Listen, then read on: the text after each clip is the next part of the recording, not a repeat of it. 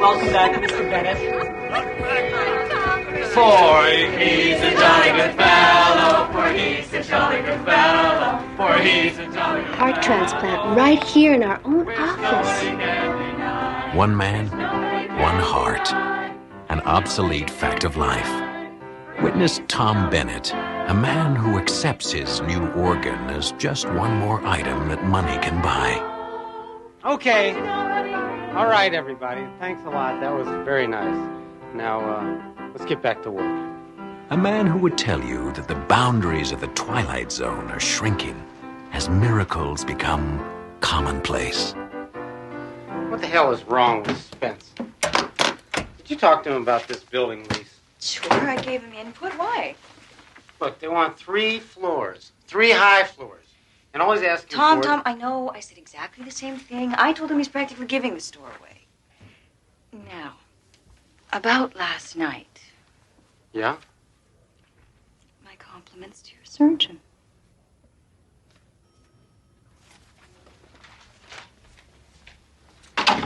Hey.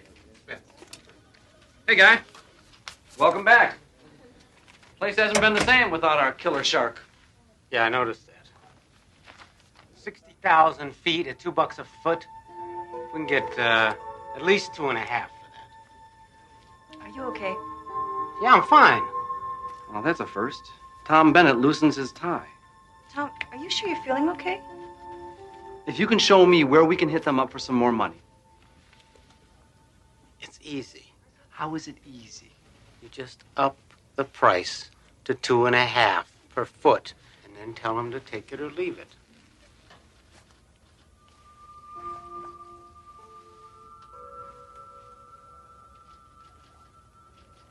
Did you ever own a pair of really good boots? Excuse me? Yeah, the kind of boot that fits around your foot like it's always belonged there. Don't look at me. If it doesn't have 3-inch heels, I'm not interested. Where are you going? Be right back. I'm gonna go buy a pair. You're gonna buy some boots. Tom, we're in the middle of something here now. Yeah. You wanna come along? Tom. You're serious, aren't you? Sure. Okay. Let's go get them boots, partner.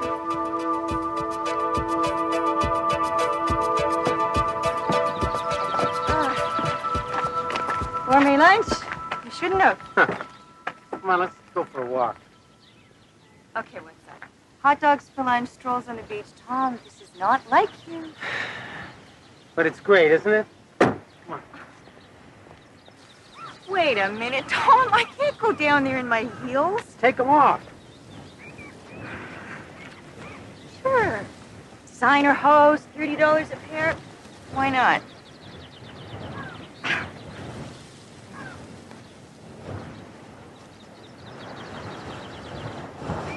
Nice, huh?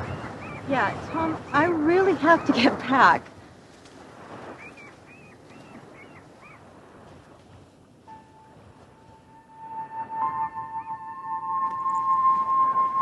Tom. Hello? That woman. What about her? I've seen her before. Where? You mean here before? No. Yeah. Maybe I have.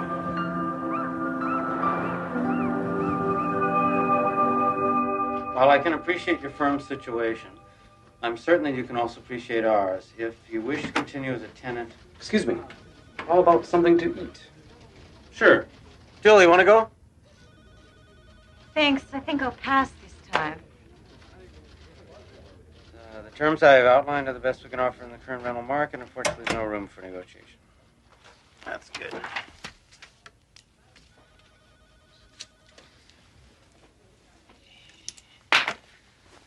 You know, I was thinking this place could use a few plants. Definitely. I'll order some. Let's go. Good night, Mr. Bennett. He used to hate plants.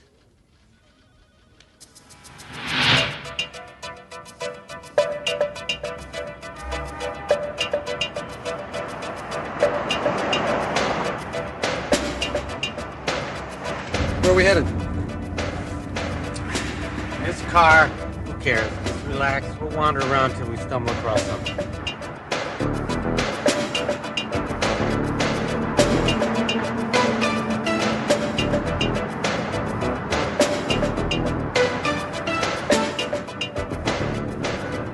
Okay, what's going on? I told you, just wandering. For an hour? Look, I know you like driving this car, Tom, but I'm starving. Hey, bear with me. I feel lucky. Jesus. Now, that wasn't wandering. Tom. I don't know. I just felt like going in this direction. Tom, when you have a heart transplant, it's got to be a shock to your whole system, you know? Did they warn you about anything like, temporary craziness?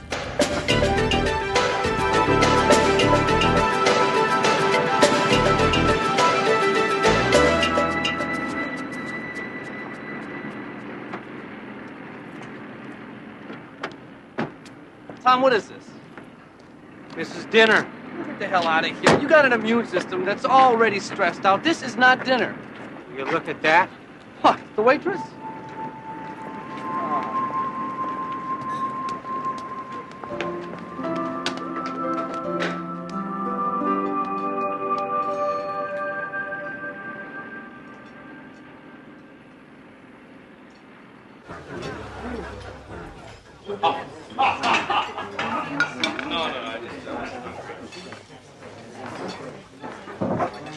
What are we doing here? Come on, it's a nice place. I want to get to know that waitress.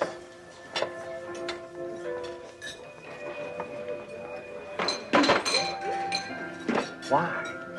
I don't know. There's something about her. It's like she's somebody I want to talk to. Mister, is there some reason you've been staring at me since you walked in here? I didn't mean to make you uncomfortable.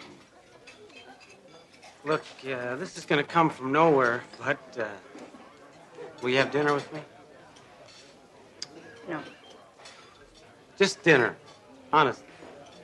Sorry, I'm booked up till Christmas.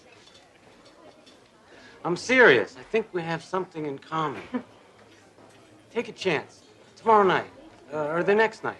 I know some great restaurants. Thanks, but no thanks.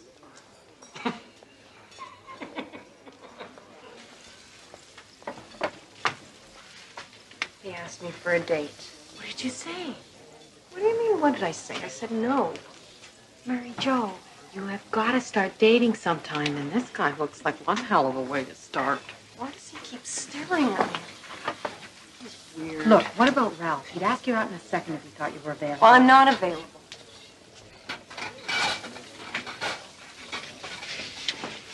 Honey, Jamie's dead. You aren't.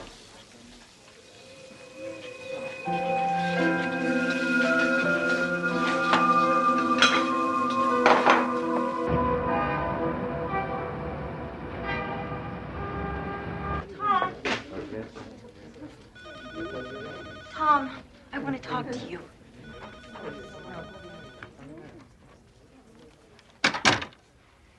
Okay, agreed. We have no claims on each other, fine. But I will not be humiliated. Huh? By a waitress? In some greasy spoon, Tom? Hey, I go in there for lunch a couple of days a week. That's it. So what's the attraction, the ambiance or the cuisine? Well, both. I like the food and I'm comfortable there. I feel good there. Which is strange considering nobody likes me.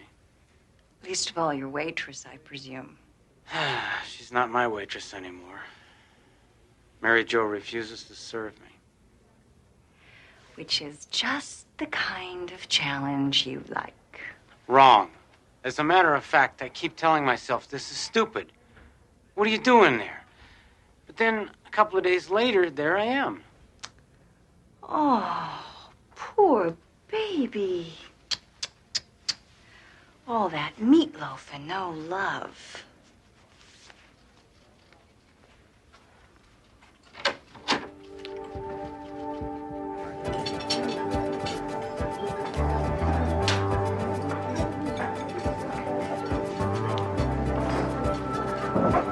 Hi.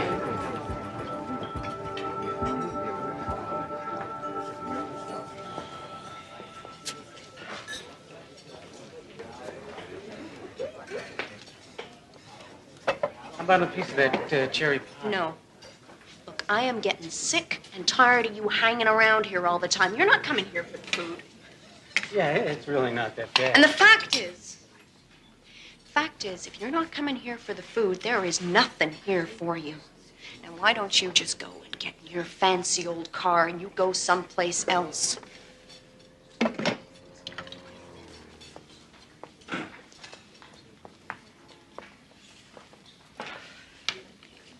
Don't you get the message? You're not wanted around here.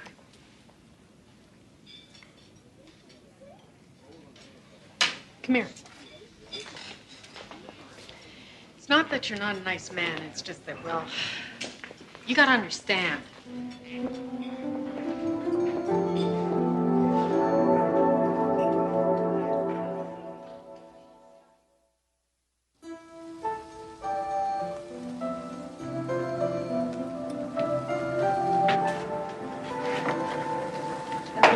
Mark, he's here.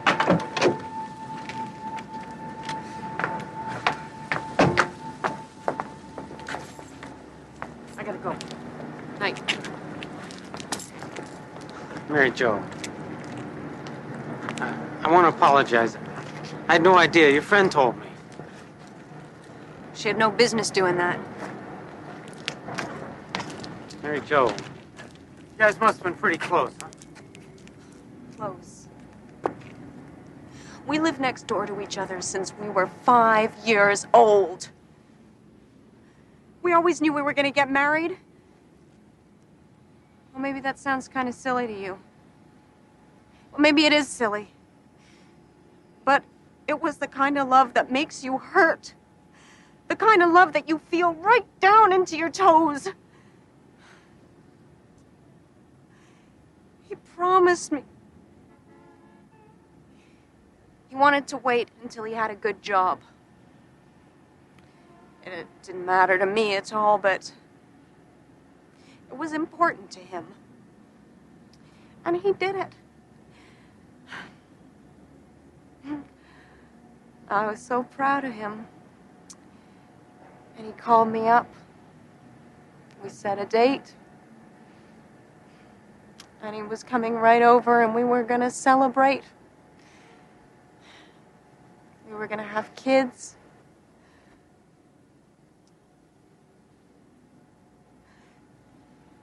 They said he drove off the road. And they took him to the hospital.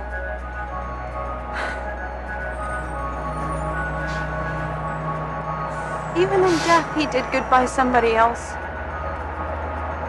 That's the kind of guy that he was. What do you mean? Nothing. Nothing that would mean anything to you. Now, please go away! Wait, what was his name? I want to know his name.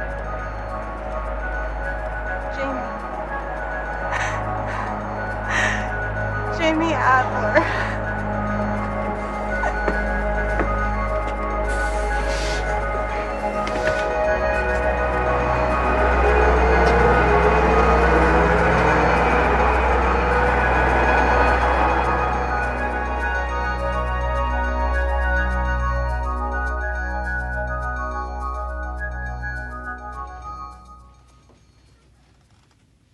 Thank you, Doctor. Yeah, I appreciate it. Of course. Strictly confidential, I understand.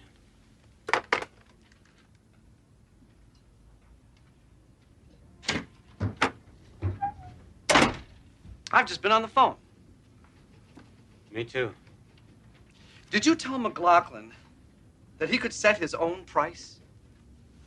This is crazy, Tom. There is no way we can agree to it. You know whose heart they put in me? It's a man named Jamie Adler. Very nice guy. To which of you should I tender my condolences? It's a good question.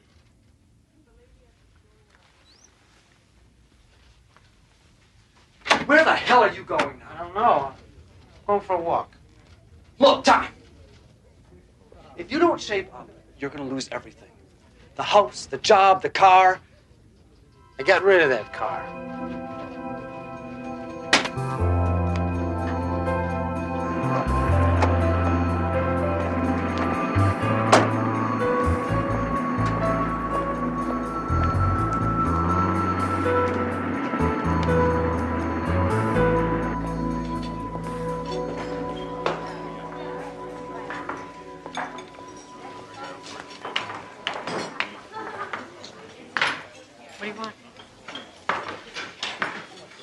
Coffee?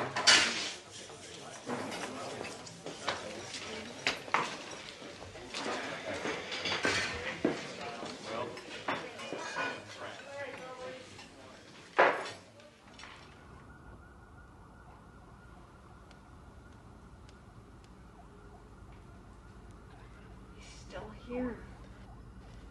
Yep, he is. What does he want? After 5 cups of coffee, donut? I think he wants to talk to you. Sure is patient. I think if we went away for the weekend now, he'd still be here Monday morning waiting. What should I do? Follow your heart.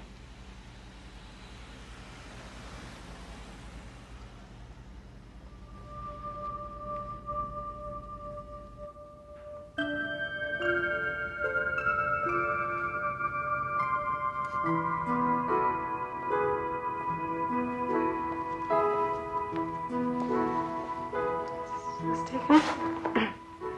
No. Please.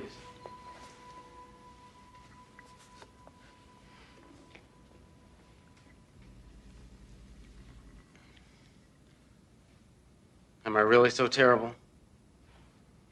It's nothing to do with you. You'd be surprised. I'm sure you're a very nice man.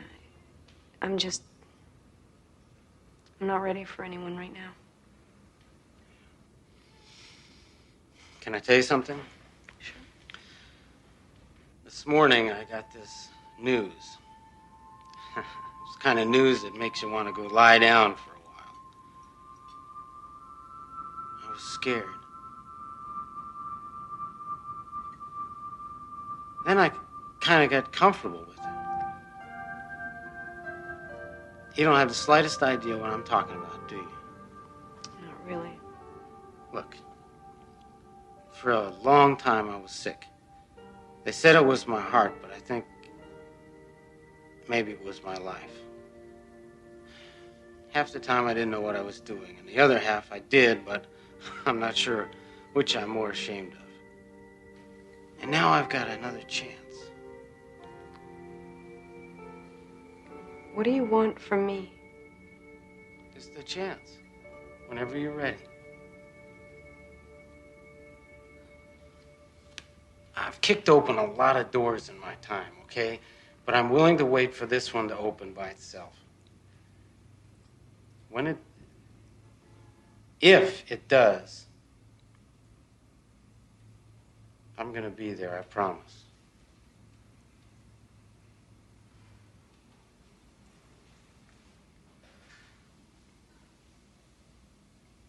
Well, at least let me buy you a piece of pie. Madam, give me a piece of strawberry pie with peach ice cream, please. That's my favorite. How did you know that? Lucky guess? You're a strange one. I warn you, I'm not an easy person at times. Oh, really? Jamie made me a promise, too. He said that he would always be with me. Yeah, I kind of suspected that. Well, he meant it, I'm sure. And, I'll keep my promise. Cross my heart. A philosopher once wrote, "The heart has its reasons that reason does not know." Perhaps he was born knowing that truth. Or perhaps, like Mr. Tom Bennett, he discovered it with a little help from the Twilight Zone.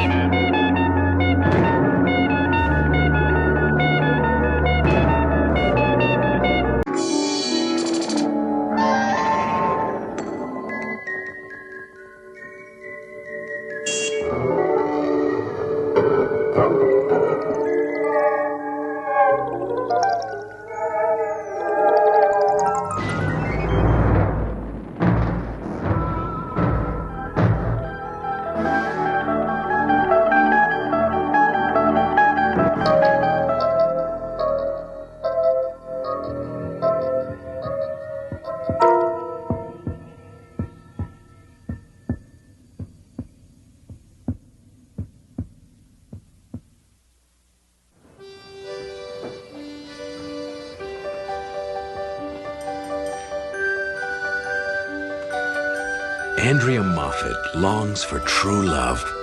A man who is strong, handsome, and exotic, who desires her above all other women. She is about to learn that naivety has its price, and that the universe has a very curious sense of humor. Do you have the key for the other register? No, try the mouse. I think she had it last. She's not a mouse. Hamster? No. Wait. Gerbil. Cute and fuzzy? Soft and squishy? You know, you're wasting your time with her.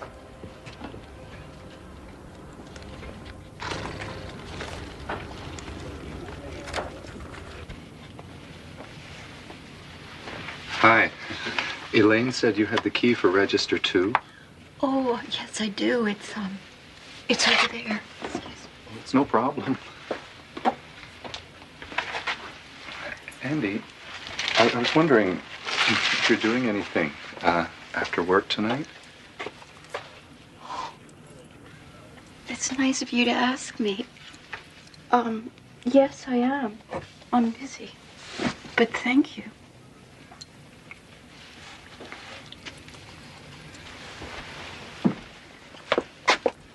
Squeak, squeak. You know, you really shouldn't pass up Carl. He's not such a bad catch. I mean, someone like you can't afford to be choosy. Quiet, I mean. I know, but he's no Prince Charming. Honey, there ain't no such animal. There are lots of other kinds of animals. I can tell you all about them. They're the ones who would rather chew their arms off than stay until morning. And then, of course, they're the ones who expect you to make breakfast for them as a reward for their performance. Elaine, you said you were going to give up those downers if they ever catch you. But they won't. Because my dear, sweet friend Andrea is going to watch out for me, isn't she? One of these days it's going to catch up with you. If I didn't take these, I couldn't sleep. If I couldn't sleep, I couldn't work. We wouldn't want me to lose my job, would we?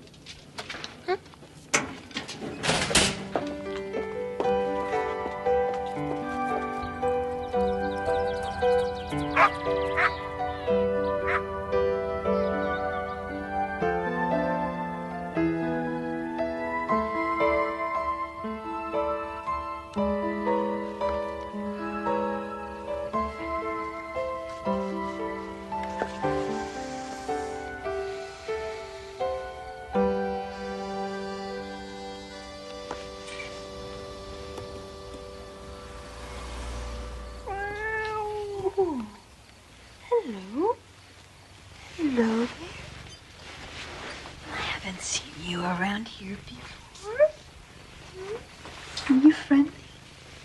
Let me see. Oh, you're a big one. Let me see you.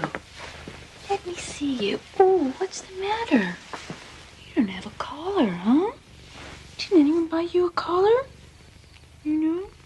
If somebody loved you, they'd buy you a collar. There you go, big guy. Like that. Ooh, you're thirsty. Don't you make a habit of it, though.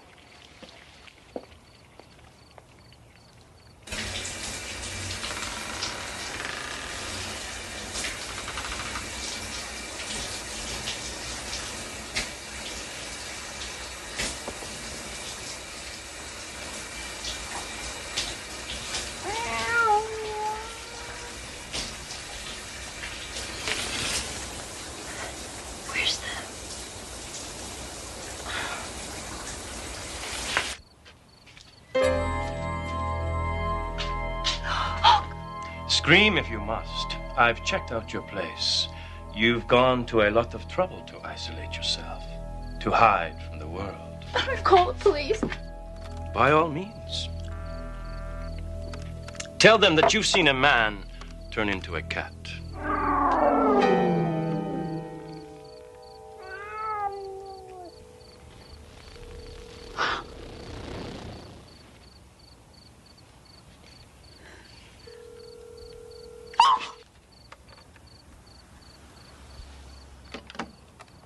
You really must buy a better brand of coffee.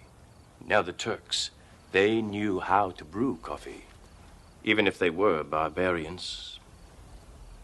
I won't hurt you. I came from Provence, originally, a long time ago. I was called Guillaume de Marchaux. I had a great talent for two things, singing and making love. One night, I was caught making love to the wrong woman, or rather the right woman at the wrong time. Her husband could do things you call impossible today. He cursed me to remain forever in the form of a cat, only able to become a man again at night. But it's not such a curse. I have spent centuries loving women, showing women how to love. Women like you. If you ask me to go, I will go. But I promise you, you will never see my like again. Never feel the things that I alone can make you feel.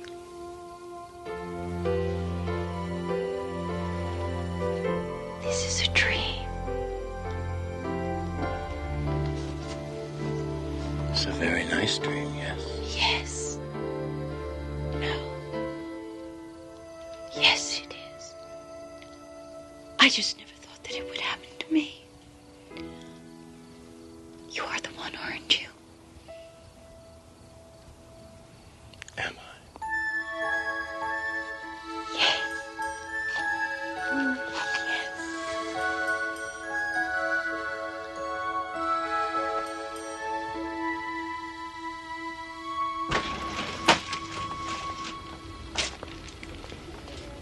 Morning, Elaine. Morning, Carl. Chipper, happy, perky. The end of the world is upon us. Have you been drinking too much coffee again? Nope, I just had a nice night. Morning, Dr. Wood.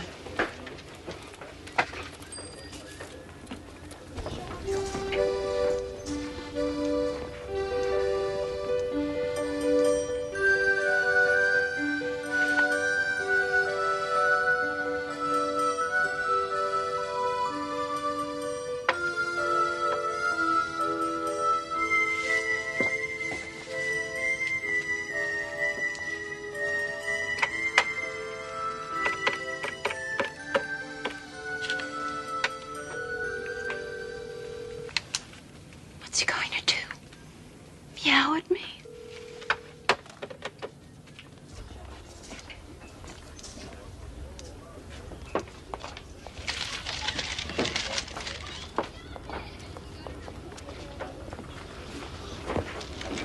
You sure you don't, need some of these? Would you please put them back? Just trying to be neighborly.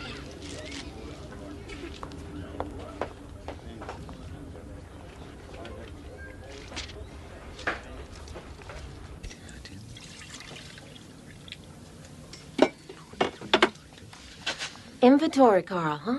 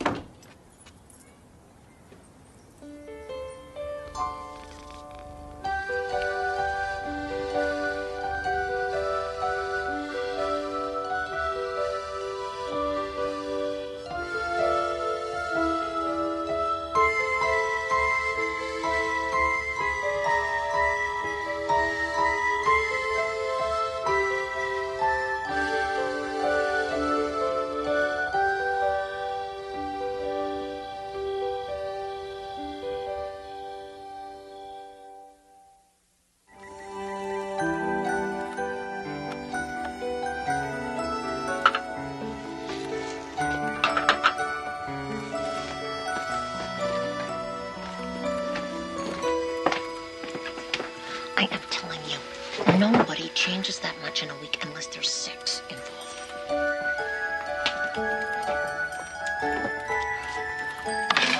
Oh, that's $36.75.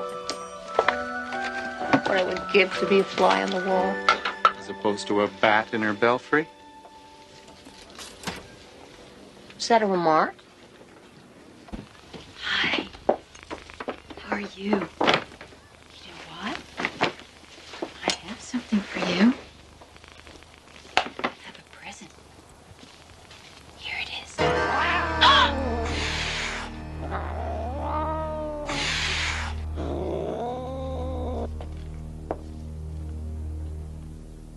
Andrea, come here.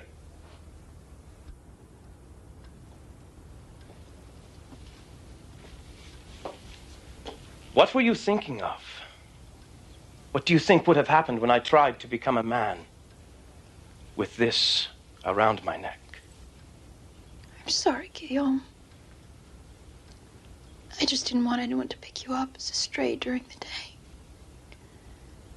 I didn't think. I haven't survived this long by letting some fool of a woman put a collar on me. No one owns Guillaume de Marchaux. No one. Do you hear? I'm sorry, Guillaume.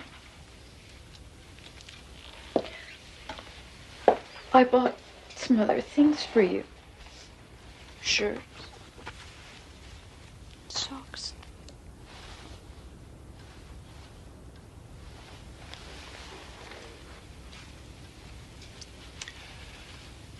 Next time, buy something that I'll enjoy seeing on you.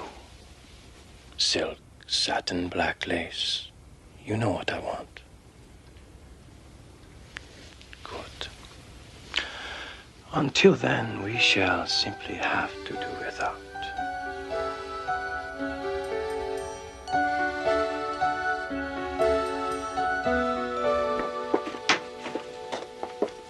Long lunch. You've been late yourself sometimes. What have we got here? Oh, who is this for? Is this for Carl, baby? No, Carl, baby's jaw's on the floor. Come on, Andy, kiss and tell, huh? Just put it back, please.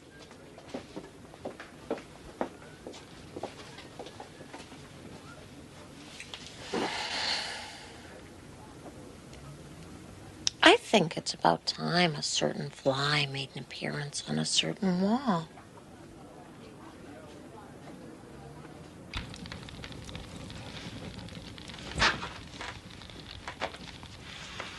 Your coffee? I have a surprise for you.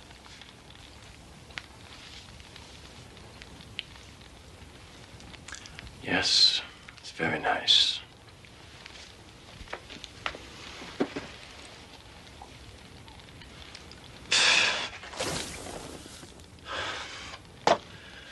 How many times have I asked you for one simple thing?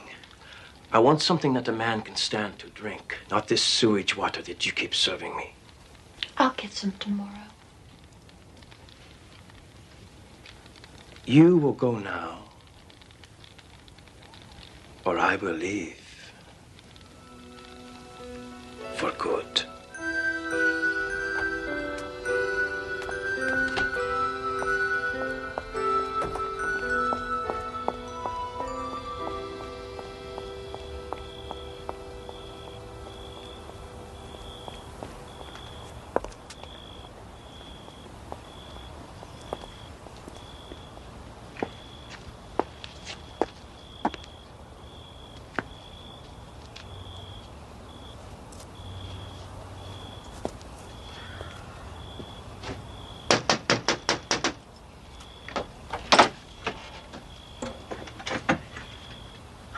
Hi, I'm a friend of Andy's. Can I come in?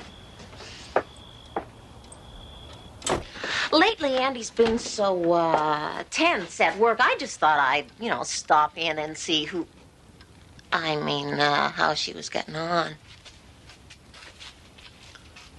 I've heard a lot about you. Oh, nothing bad, I hope. That depends on what one means by bad, does it not? Hmm. We have 20 minutes to become acquainted.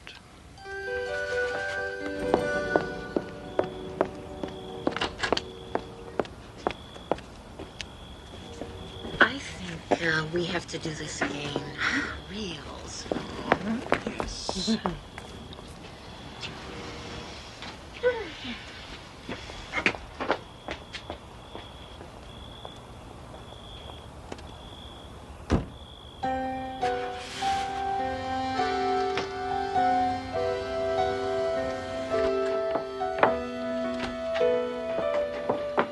You just missed your friend, Elaine.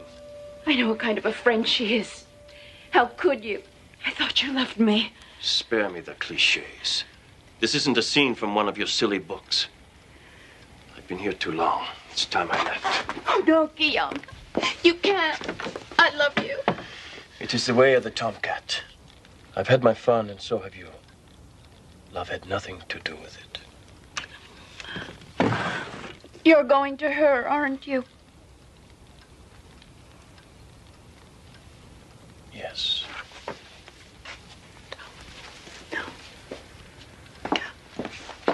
Oh, Guillaume. Please, don't go. Just one more night. That's all I ask. Please.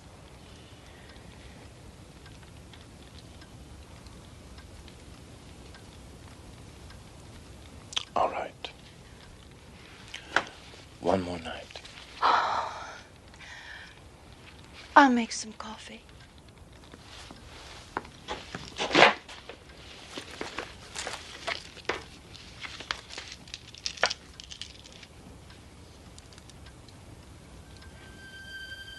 You can't buy me back with coffee, Andrea. After tonight, it's over.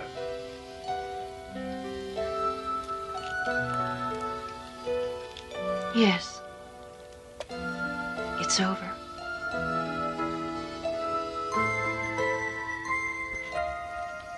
Your coffee.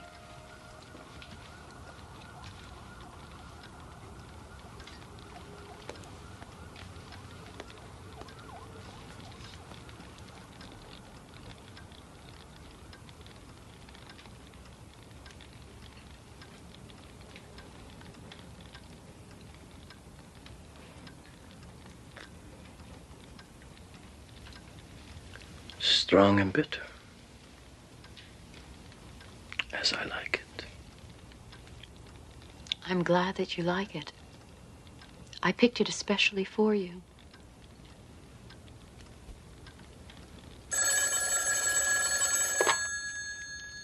Hello?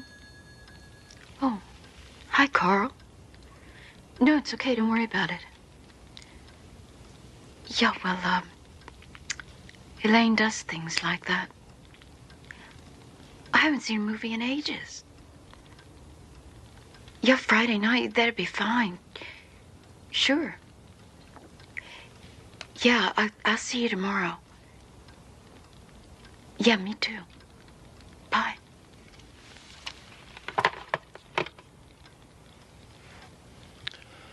Poor Andrea. The injured innocent. You are no better than any other woman I've ever known. You never learn. You...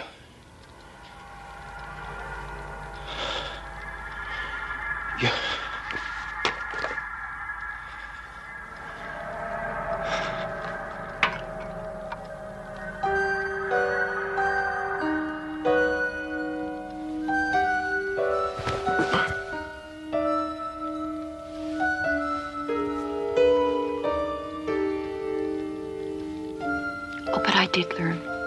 I won't be weak anymore. That's the best lesson of all. I want you to remember that. In case you ever think of coming back here again.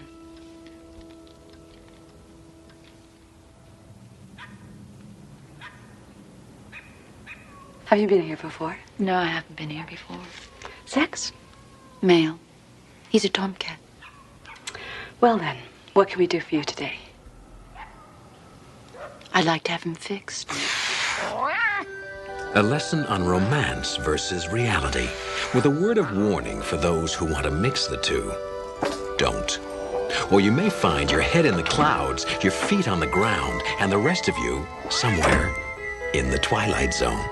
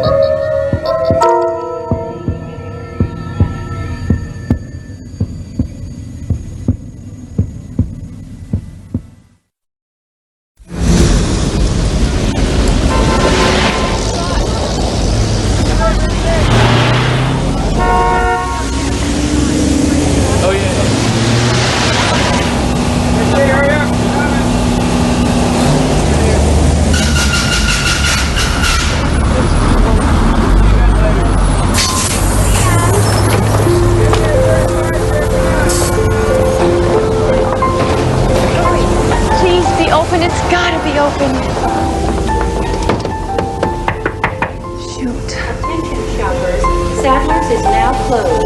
Please use the gallery and exit. We're closed. It's very important. I'll only be a minute. David, we have a problem with the elevator. Hey, no, wait!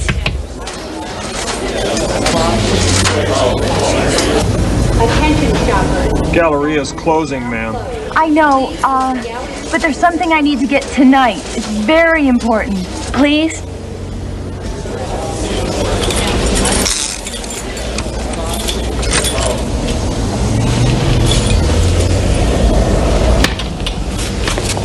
Thank you. I'll only be a minute, I promise. Of course. Attention, shoppers. Santos is now closed. Please use the gallery exit. It's that way.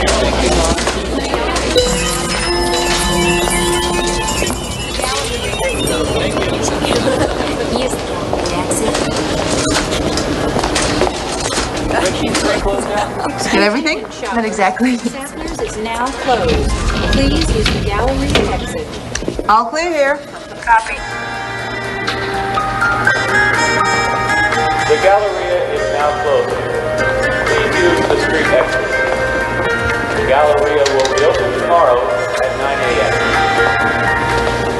Oh, God bless whoever.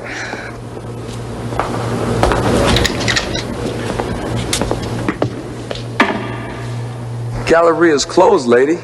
Oh, I'll just be a minute, okay?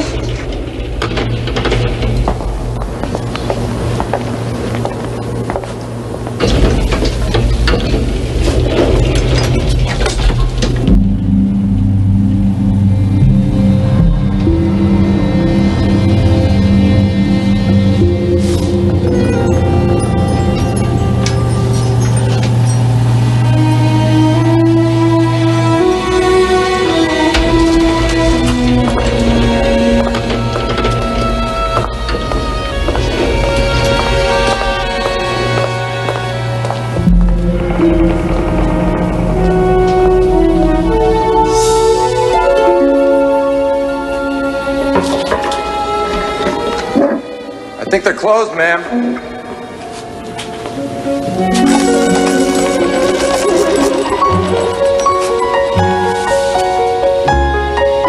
Hello?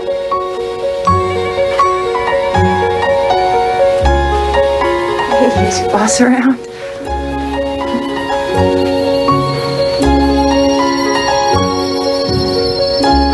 Is anybody home?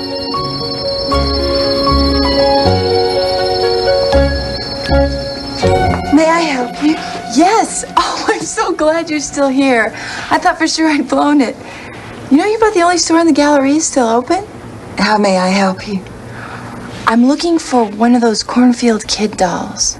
I'm sure you know what I'm talking about. They're very popular.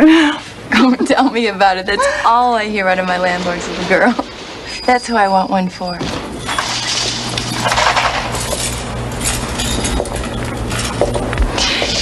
Please tell me you still have one.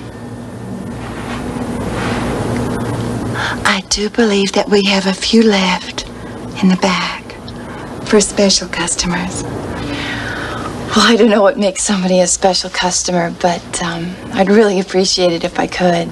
Wait right here. I'll get one for you.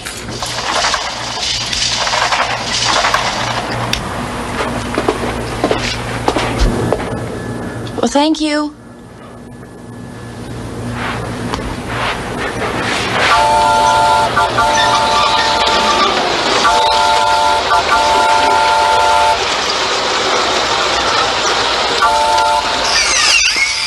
Marcia. Scared the life out of me. Please forgive him. I'm always reminding him not to disturb strangers. Do I know you? But the boy, he knew my name. You must be mistaken. No, just a second ago he said my name, Marcia. Not Marcia. He must have said ma'am. Apologize for disturbing the nice woman and we'll go. Take me with you when you go. Please. I'm ready. Excuse us. Wait, what did he mean? Here you are, miss. Oh, that woman and that boy. Who? Those two.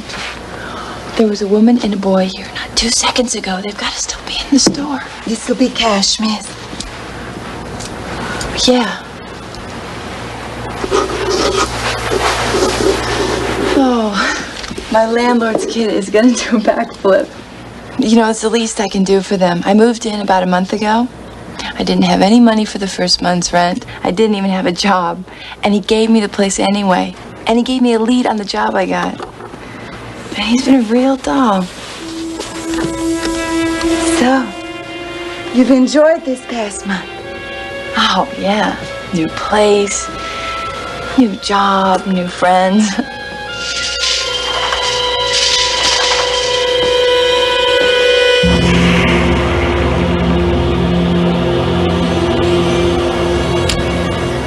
Would you mind hurrying? Of course. It was important to you that you pick up the doll tonight, wasn't it? Oh, very. Jennifer's birthday's on Saturday. But this is Wednesday. Why do you suppose it was so important that you come for the doll tonight? Well, I don't know. I was sitting at home reading. And then all of a sudden, I felt like I had to come to the mall tonight. I had to get it tonight. But why? I don't know. I suppose your life this past month hasn't been at all like your life before, has it? What do you mean? What was your life like before this past month? For example, where are you from? What? Tell me. Are you from California? Or New York? Or Tennessee? Well, I'm from,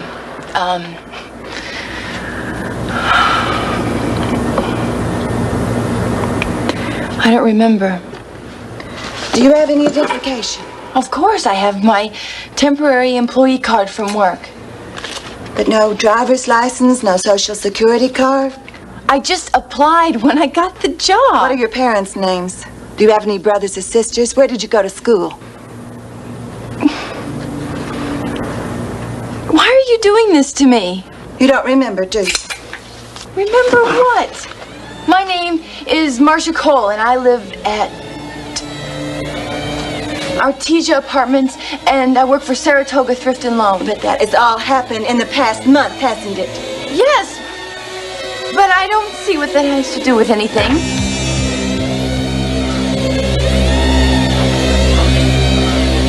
Where were you before this past month, Marcia?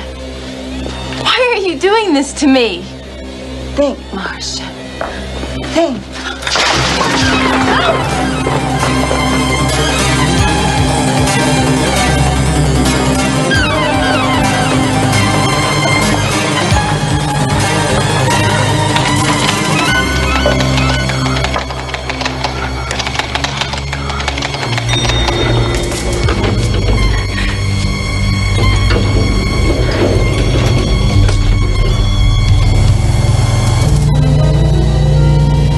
Would you mind? How are you, Marcia?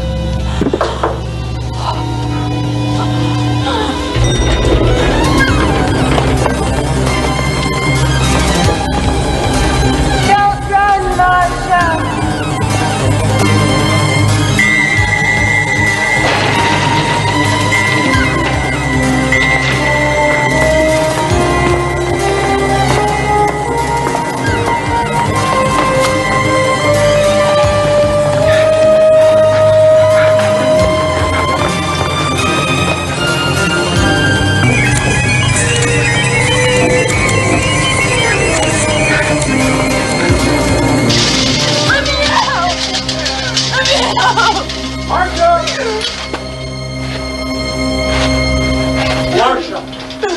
Marcia! Oh, help me, you've got to help me. No! Oh! Marcia. Marcia. Marcia. Marcia. Marcia. Marcia. No! Marcia.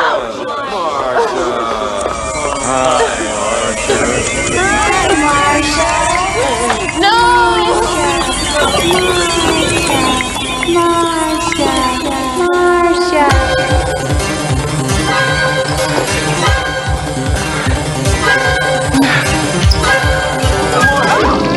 Don't be afraid, Marcia. Think. Think hard. Try to remember. Marcia. Marcia.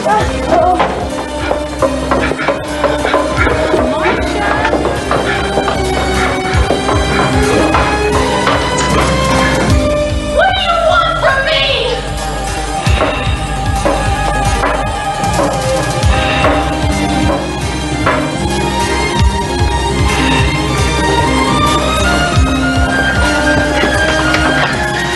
Wait for me!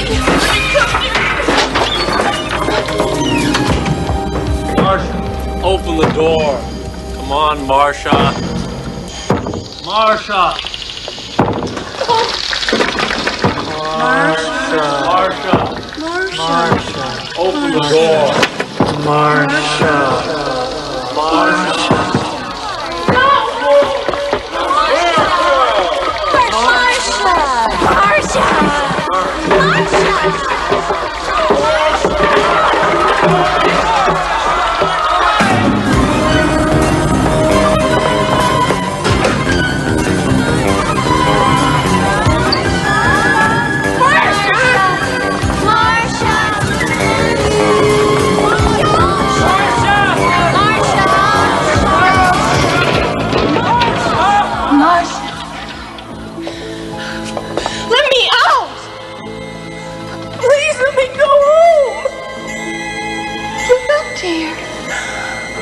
Running yourself ragged. Marcia, you look so tired. Marcia. Marcia. Please, Marcia. Let me out. Please let me out. Let me go home. Marcia. Please, Marcia, stop running. Marcia.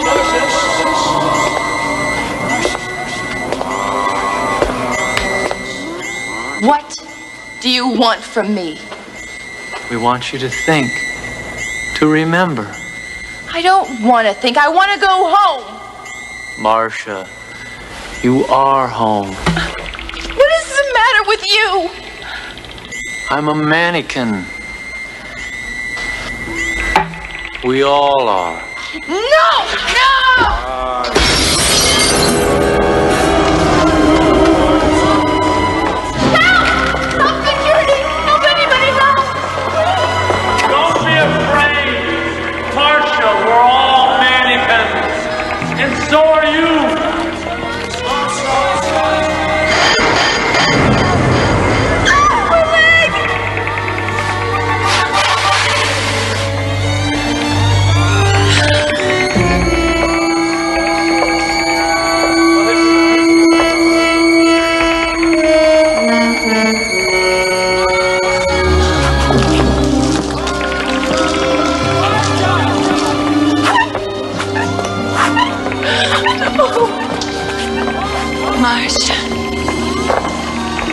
waiting for you.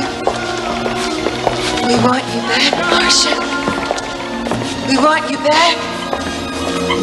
Don't be afraid. It won't hurt. Marcia, come home, Marcia. Marcia. Stop this, Marcia.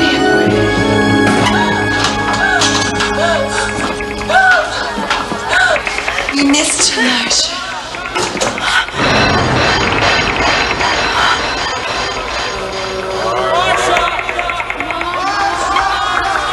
Please, Don't be afraid.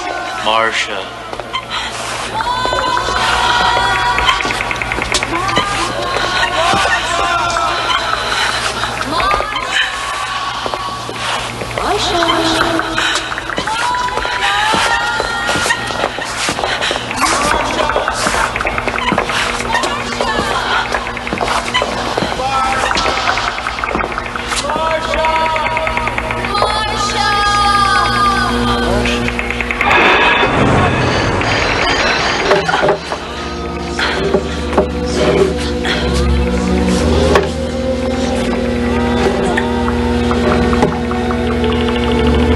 Marcia, welcome back.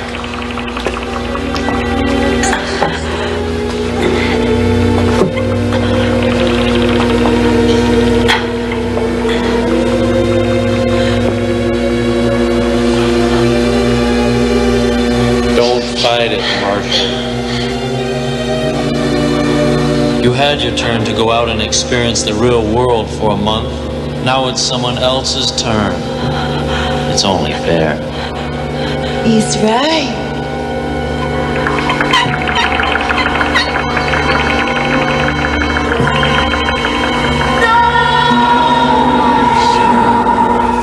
Welcome to the Galleria. All of our shops are now open for business. We'll be open until 9 o'clock tonight. We'd like to remind our shoppers that the Galleria offers 3 hours of free parking. Morning, Sadler's White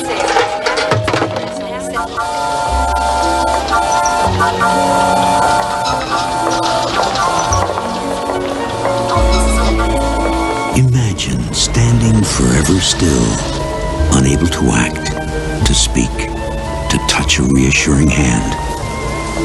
If you were released from such a fate, even for a while, wouldn't you hope to forget?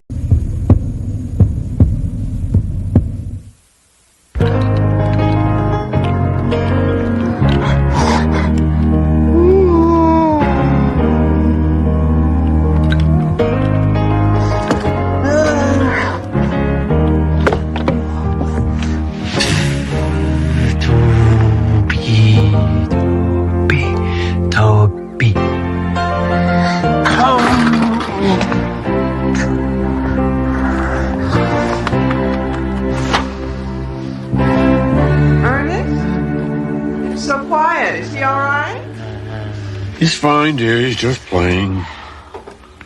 You know I worry, Ernest. I know, dear.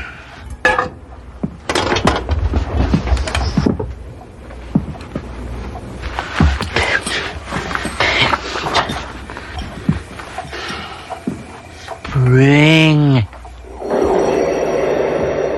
Dinner's ready. Toby? Toby, are you hungry? Donuts, Mama. Donuts. No, son. You had donuts yesterday. Come on, Toby. Come on. You like chicken. No,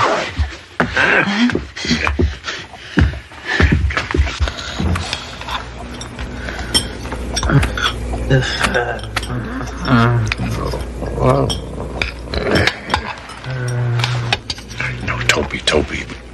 Come on. Donuts. You eat the dinner your mama cooked. Maybe for dessert. If you eat your dinner. Toby, chew your food.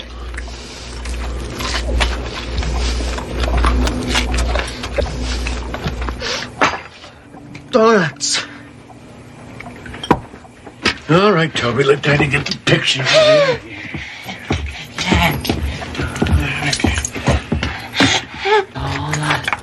Donuts.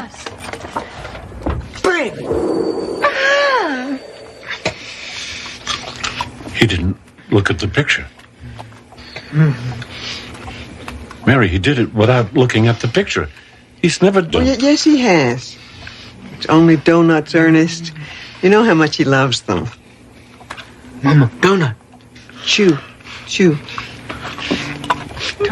Toby, shh, shh. Hurts, Mama. I know. Hurts. Toby, it's all right now, Toby. Oh, shh, shh. Mama's going to take your temperature. Now. Hurts, Mama. Hurts. I was afraid of this. It's those donuts. 2. He only had 2. Mary, if he doesn't need to see the picture anymore, he could have had another dozen donuts after we put him to bed. Or anything else for that matter. You know he will eat anything he can fit in his mouth. He's burning up. Call that nice Dr. Keller. He'll come. I know he will. He doesn't make house calls anymore, Mary. No one makes house calls anymore. Oh, he'll have to. Tell him it's an emergency. And he'll tell me that's what emergency rooms are for. We've been through this before, Mary. Tell him. Just tell him. Tell him what?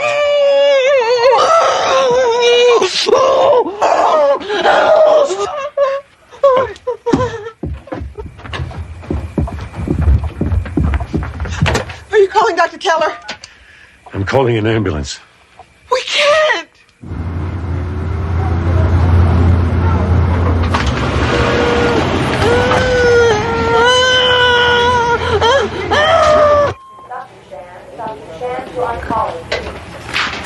Is he all right? Toby, is he all right? What's wrong with him? It's food poisoning.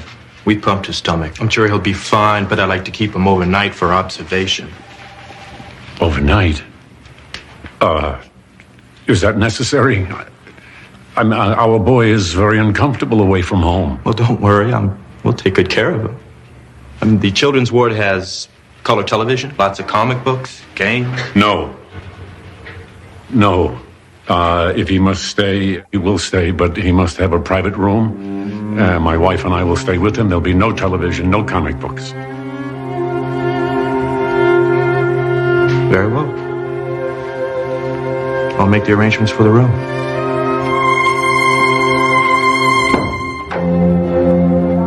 Good morning, Mr. and Mrs. Ross.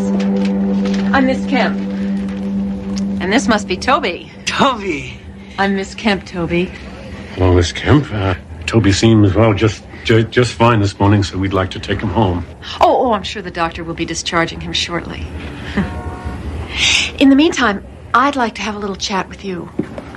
Chat? I think we would just prefer to take our son home as soon as possible. Yes, of course, I understand that. But I do have a few questions. You see, I'm with Children and Family Services, Mr. Ross. With regards to your son's schooling, for instance, we have no record of any. Toby's retarded. He doesn't understand school. He's a very special boy. He's very excitable. Well, of course, I wasn't talking about an ordinary curriculum. You do know, don't you, that even the most severely retarded children can be educable. There's special classes for boys and girls like Toby. We do appreciate your concern, Miss Kemp, but we prefer to take care of our son ourselves. He's very suggestible. He's a sweet boy, but he doesn't understand. But we've made such great strides in treating children like Toby, special children. Come by now, we can teach them to be almost completely. Why?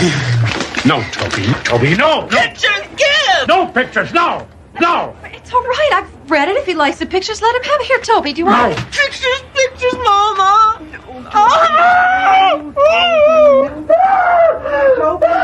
Toby, it's all right. Mama's here. Now, Toby, we're going to take you home, and you can look at your toy book.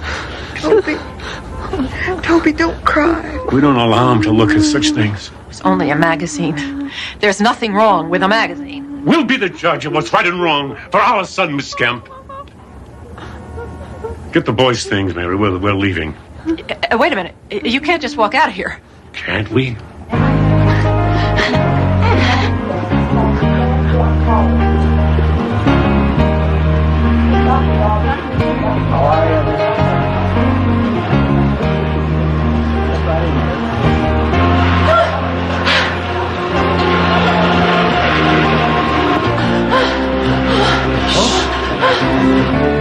sorry for the kid.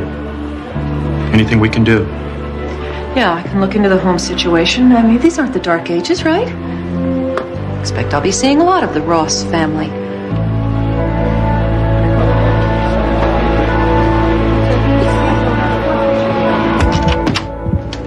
All right, now we're home.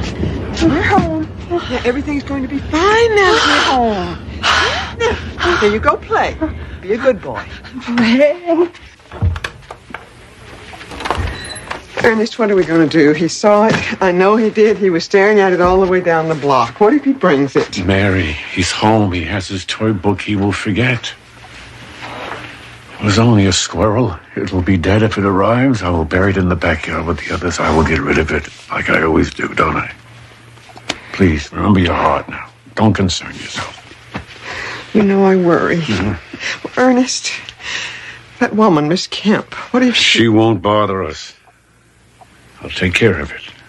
Mary, please. He's a good boy, Ernest. He just doesn't understand. Maybe that woman is right. Maybe a class, some kind of a special teacher. Mary. Just a little help. Just for a few days, just a couple of hours. That's not wrong of me, is it? For just a few hours.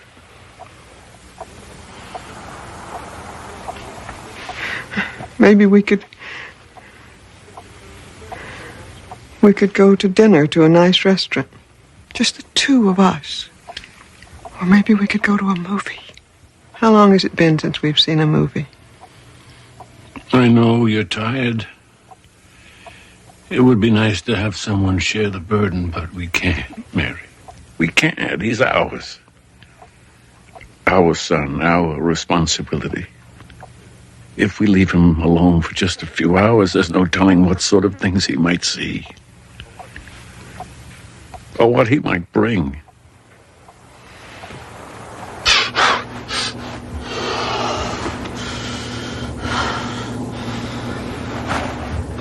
Bree!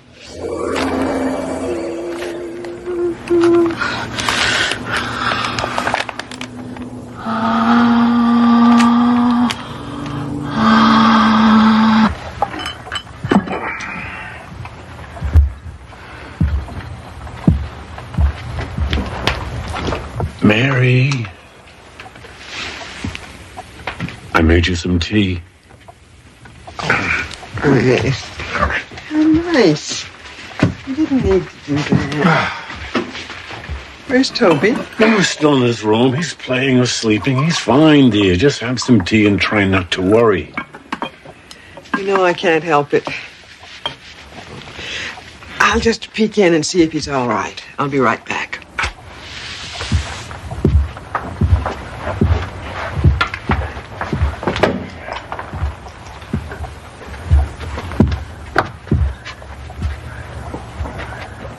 Toby?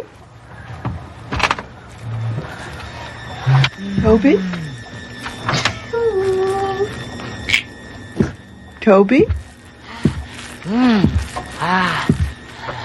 Toby, what are you...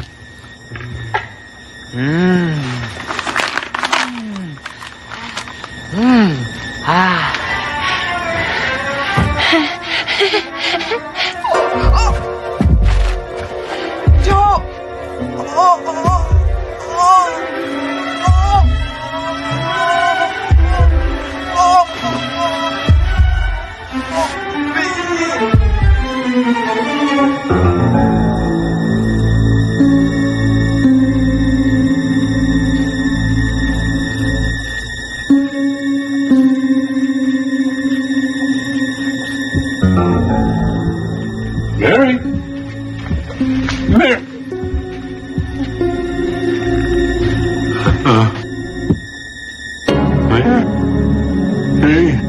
Mary?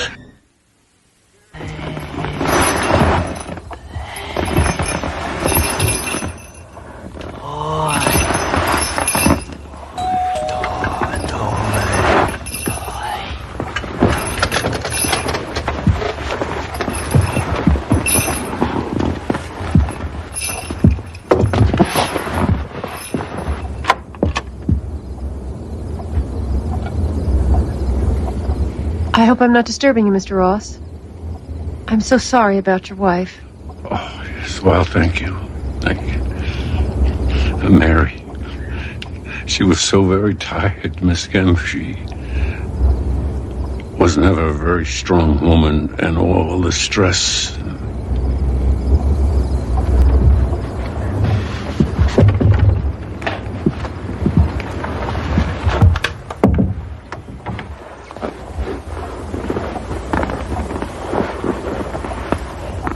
Hello, Toby. Toby. You've come about Toby, of course. I don't mean to intrude on your grief, Mr. Ross. I really don't. But I do believe that you need my help now more than ever with your wife gone. So I've brought some literature you may want to take a look at. You want to put him in an institution? Pictures! Pictures!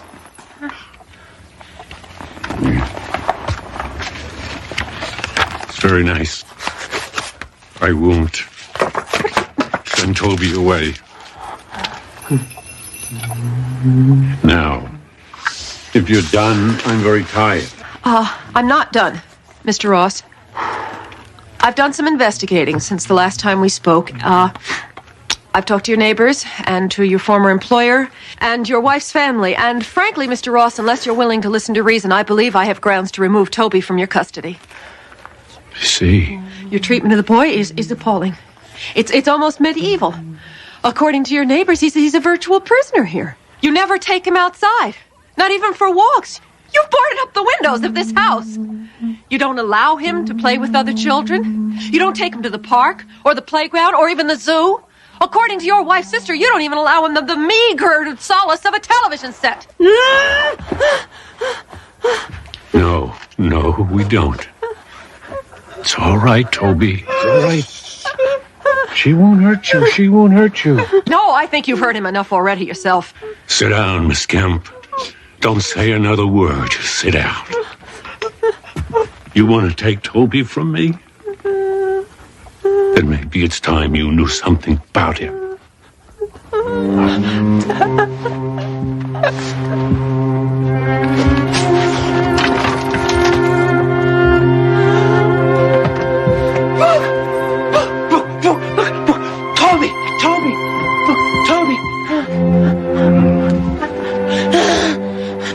Boy loves books. Photo books, comics, magazines, anything with pictures in it. Toby. Come, Toby. Come on, Papa. Come here.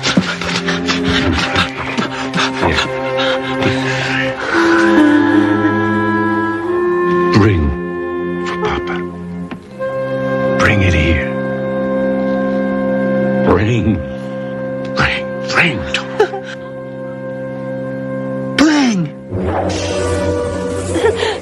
Sharp. No. Sharp. There are a lot of sharp things in this world, Miss Kemp. A lot of dangerous things. Do you understand? I'm sorry, Mr. Ross. I'm trying to talk to you about your son's future, and you're doing parlor tricks. Prove it to yourself. Go on.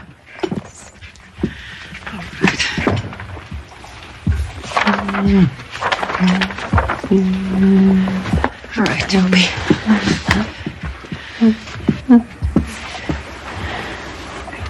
Bring this. Mr. Ross, this is not...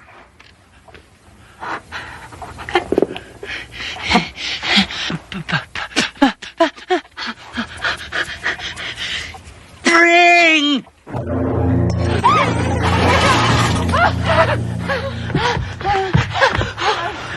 What is this, Mr. Ross? Some kind of miracle? A miracle, no, Miss Kemp. It's more like a curse. Why do you say that, Mr. Ross? This boy has a gift. He has a talent nobody else has ever had. He saw a puppy on television one day before we got rid of this set.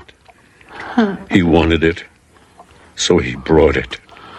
It was dead when it arrived.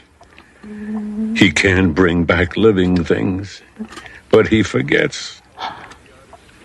Our backyard is full of what I've buried there. Do you still want to take him to the zoo, Miss Kemp? Do you still think he needs to play with other children? Most of the time, he needs a picture. Now, sometimes Toby just remembers. I owe you an apology. Toby was never the prisoner. It was us, Mary and me. All right, Mr. Ross. Listen to me. It doesn't have to be that way. Toby still needs help. He needs it now more than ever. You know what kind of help the world will give him. They'll lock him up, run their tests and experiments, use him if they could for whatever they want. Toby won't say no. He can't say no. And when they're finished with him, what will the life of one little retarded boy be worth? He is my son, and this is his home. Get out! Out! Get out! Get out! Mr. Ross, I cannot leave here and forget what I've seen Get and out. heard. I have to report this. Get out! No, Toby! Toby, please get out! Toby, no!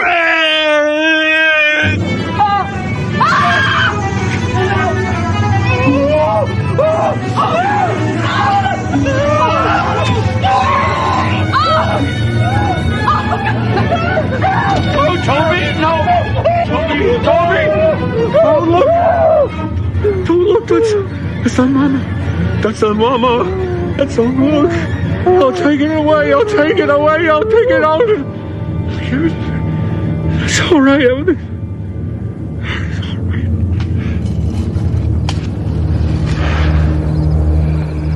I'm sorry. Mary, the picture, he doesn't understand. It was my fault. I never should have.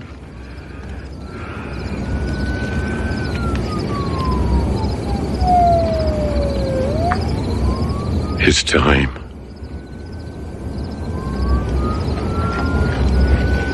It's time.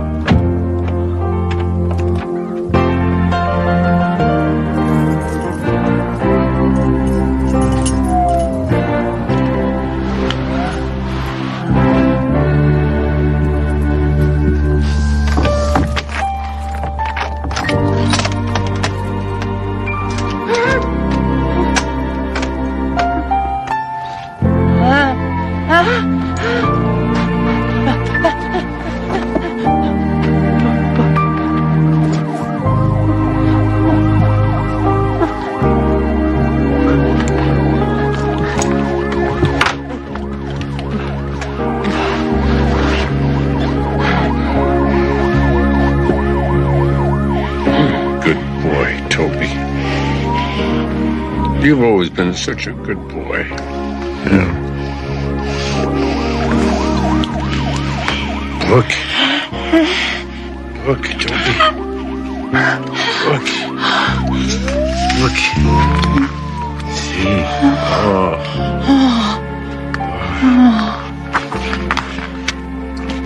Oh. Isn't that pretty? Yeah. Oh, the colors is like a sunset, red and yellow and orange. Isn't that pretty?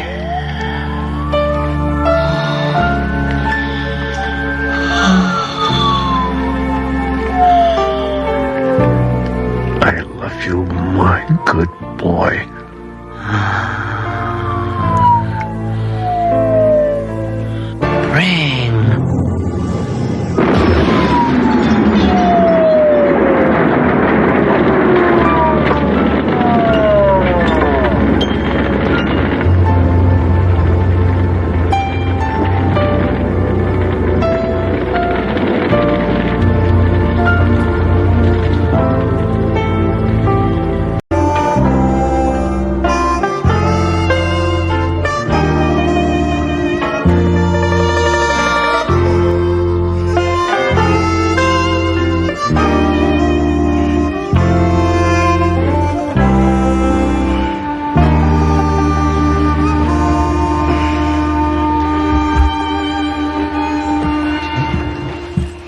still here? I'll come back and get my things after my shift.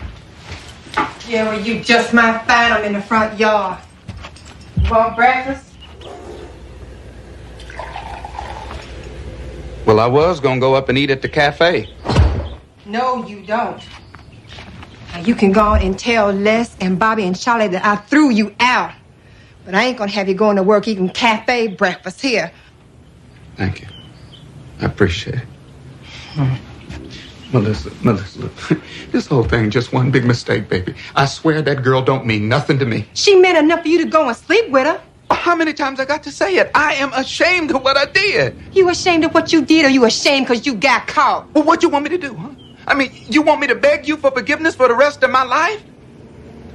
How the hell you want your eggs?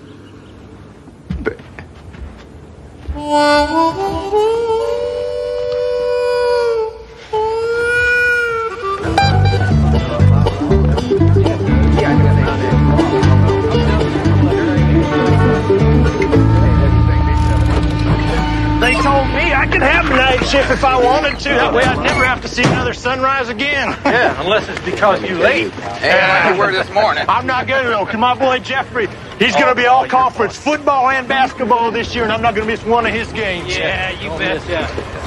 Oh, my dog. Oh, come on. Don't start singing this early in the morning. Hey, Schmidt. Wilson, Parker, you two guys hang on a second. Taking you guys out of shaft 15 this morning. Oh, that's great, Smith. Get to work on our golf. We need a crew in the junction.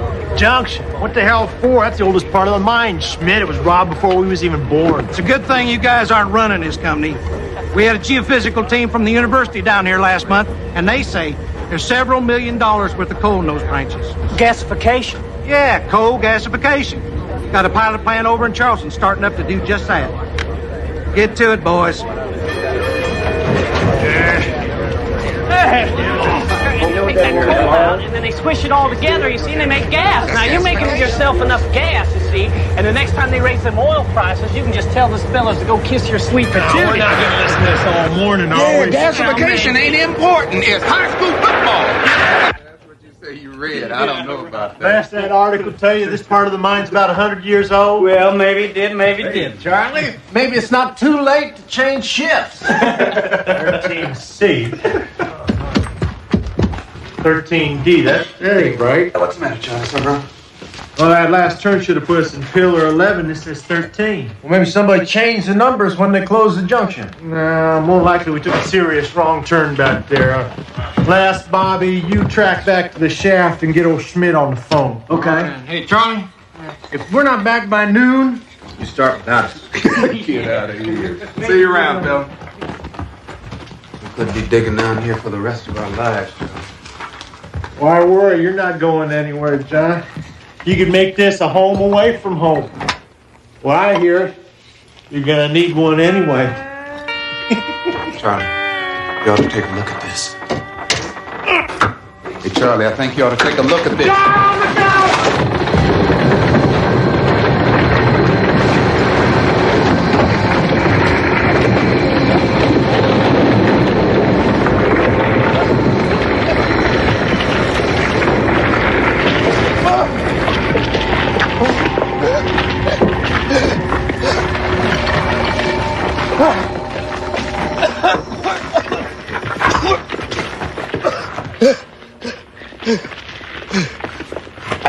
Charlie!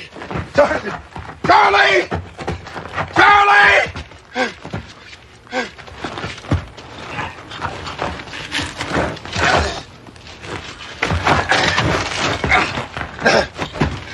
Charlie! Charlie!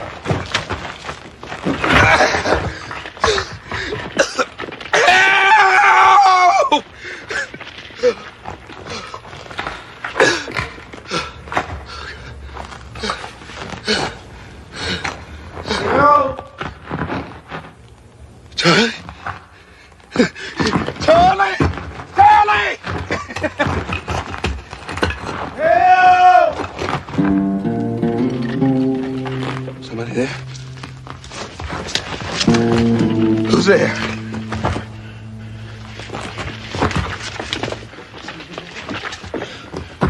Somebody there? Yeah! I can use a hand! Who's there?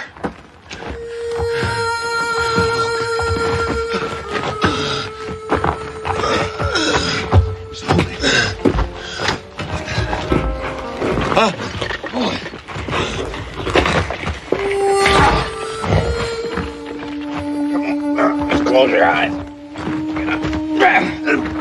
Come on. Sit on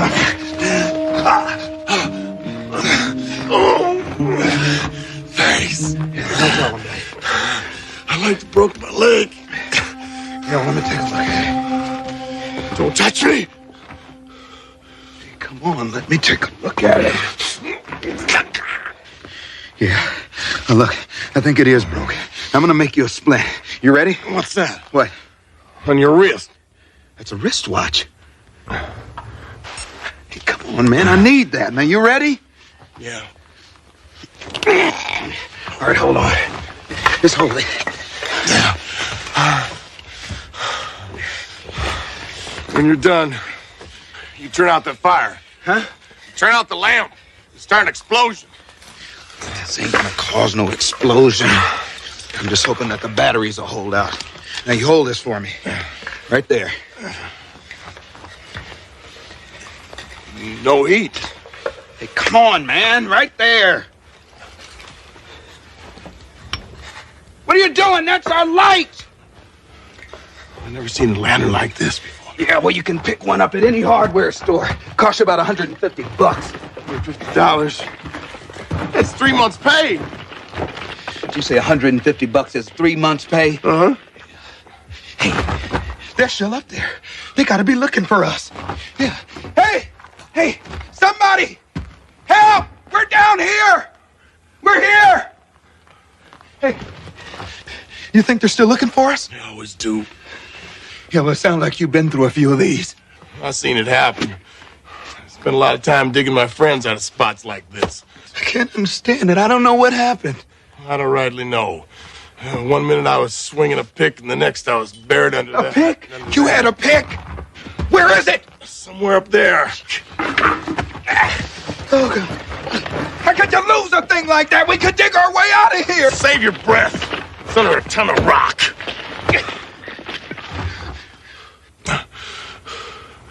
I don't believe I know you.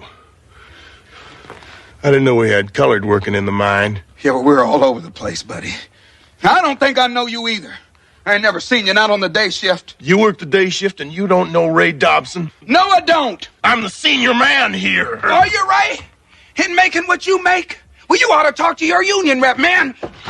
The only union men in this mine are dead men, sir. Now, Ray, this is stupid. We got a hell of a lot more to worry about instead of you and me down here fighting. You're right. Yeah, right. I'm sure your daddy told you the same thing that mine told me. Just like religion and politics, you don't ask a man what he makes. I wouldn't know. My pappy died when I was born.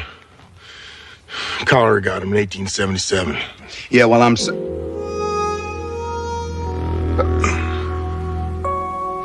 Did you say 1877? I did. Yeah, well, Ray, that makes you about 109 years old, buddy. On my last birthday, I was 35. Now, come on, Ray! I wasn't that good in math, but I do know that if you was born in 1877 and you just turned 35, well, that just brings you up to 1912. That's right. September 16th, 1912. Oh.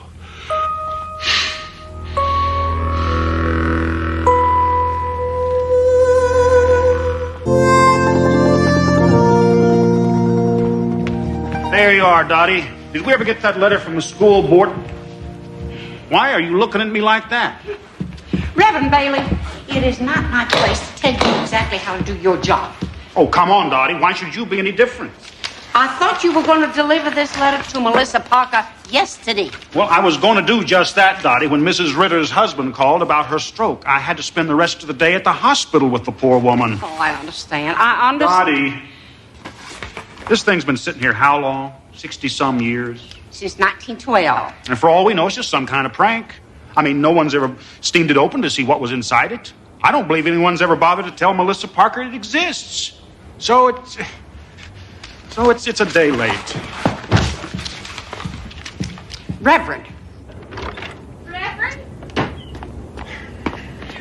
Bailey, this letter was entrusted to the church because the instructions would be followed. And besides, until their wedding several years ago, there was no Melissa Parker. I'm duly chastened, Mrs. Clark. Of course, the instructions should be followed. Although I must confess, I see no reason to worry that it was delivered a day late.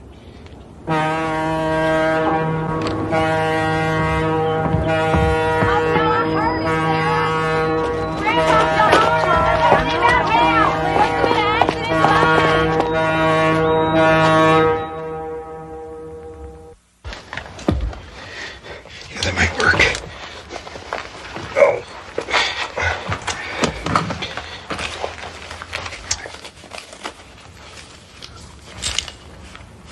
What the devil?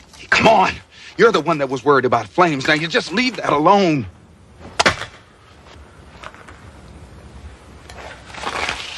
What's this? Well, the last time I checked, that was a $5 bill. Oh, yeah? Well, what do you call this? Counterfeit. This is a perfectly good silver certificate. Are we going to sit here and talk about this, or are we going to try and dig our way out of here?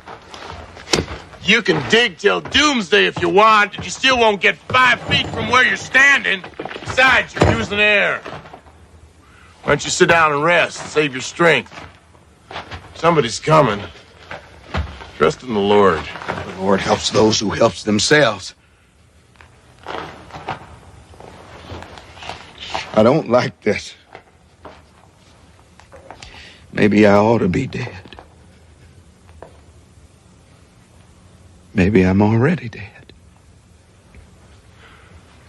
Then what does that make me? You're another ghost. Yeah. There's been a lot of cave-ins down here. Well, maybe you died in 1912. Well, maybe you're the devil himself.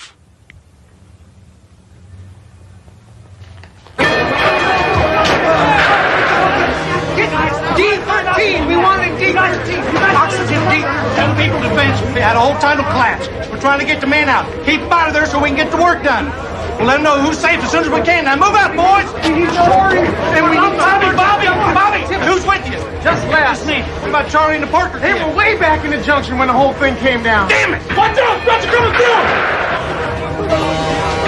Hey, did you see Johnny down there? Did you find Parker, too? We're looking to find them, but the whole thing is down! He's out, man. Try to search for one man whose air's running out in 100 square yards of tunnel. We may never find him in that. What are you going to do, give up? No. We got a few tricks. First, Tyler, get the rescue team over to the junction. Bobby will show you the way. Les, pull that crew out of Shaft 6. Get them over to the junction from the other side. Have them get some picks and shovels. Okay. That's the only way. Okay. Come on, you guys. Let's move, people. Ray, this air's getting stale. Tastes like coal. You gotta take it easy. Stretch out to supply it. Yeah, well, can we talk at least? Can't talk, you might as well die. Yeah. Anyway, I was seeing Abby Carter at the time. She had this sister, Sarah. A twin. They was always pulling the switch on me. Just so happened they pulled it the very night I was going to propose to Abby. I guess I was so nervous I couldn't tell the difference. I went right ahead and proposed to Sarah, who said yes. Abby was so mad at me she wouldn't talk to me for weeks. Which one is that? Is that Abby or Sarah? It's Sarah, of course. She's the one that said yes. Ray, she looks like a good woman to me. You married, John? Yeah. I've been married several years. Her name's Melissa. She was my high school sweetheart. Sarah and I have been married 5 years. Yeah, well, 5 happy years, I hope. Oh, we had our ups and downs. Yeah, well, right now I'm having one of my downs. I've been making mistakes. Mistakes I'll be paying for the rest of my life. My mama used to say every night when the sun went down, it was the death of the sky. But at dawn, it's reborn.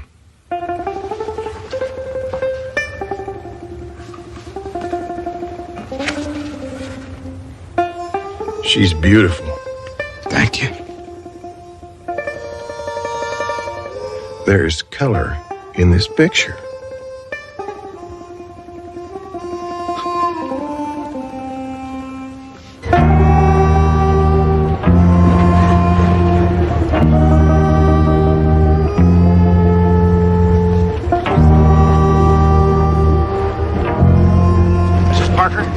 Mrs. Parker? Melissa Parker? I'm not ready to see you yet, Reverend. This has nothing to do with the mine, Mrs. Parker. I've been looking for you. It's about a letter addressed to you. I don't understand. It's old. 74 years old, to be exact. What is this? No one knows. But you're Melissa Parker, as it says. I was supposed to deliver this letter to you yesterday so you could open it. Go ahead.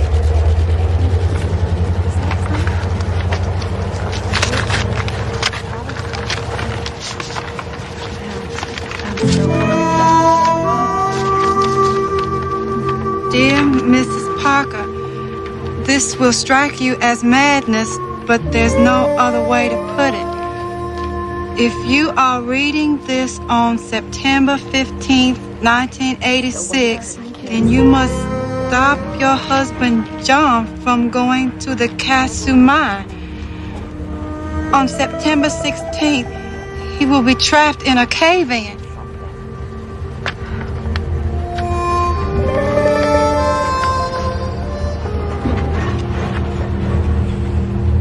I don't want excuses. I want equipment. And I want it here right now. Melissa's on her way in here and she's got the Reverend with her. That guy works fast. What about the vent shafts, Dutch? Can't we check those? Junction's an old egg, Bobby. They didn't drop as many vent shafts as we do now. Yeah. We're just going to have to face facts. Our chances of finding Parker are non-existent. I'm sorry, Please, Melissa. listen to this. John Parker is trapped in a junction in a tunnel opened September 2nd, 1912. Approximately 25 yards north of Pillar 11. Let me see that. Where did this thing come from? It's been in a safe at my church for some 70 years. Reverend Watts showed it to me when I took over. Good God, Reverend, I can't pull my crews out of shaft 12 right now. You don't just pick up and move a crew like that on some goofball idea. Parker's dying down there. Do it. Do what the letter says. Melissa, I'm Look, you're the one that sent him down there.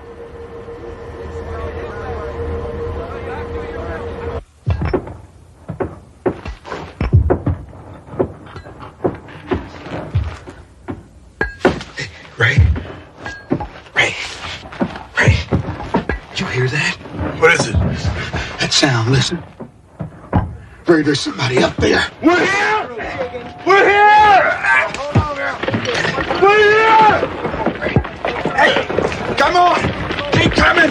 We're alive! We're here! Come on! We got him! Come on! Look out, he's got a bullet in his back! Don't get away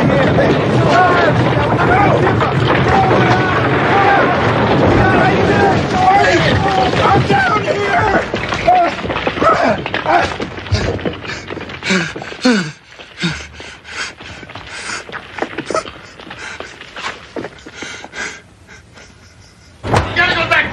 I got him. I'm telling you, you gotta go down there. You're gonna be down there. Will you listen to me? I'm telling you, he's still down there. Out.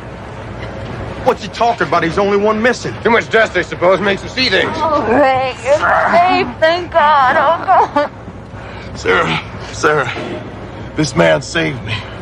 His name's John Parker. He didn't know me. He didn't have to help me, but he's still down there. No, Ray, it's all right. You're safe now.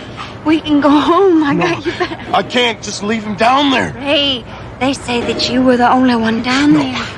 Here's a picture of his wife. He told me all about her.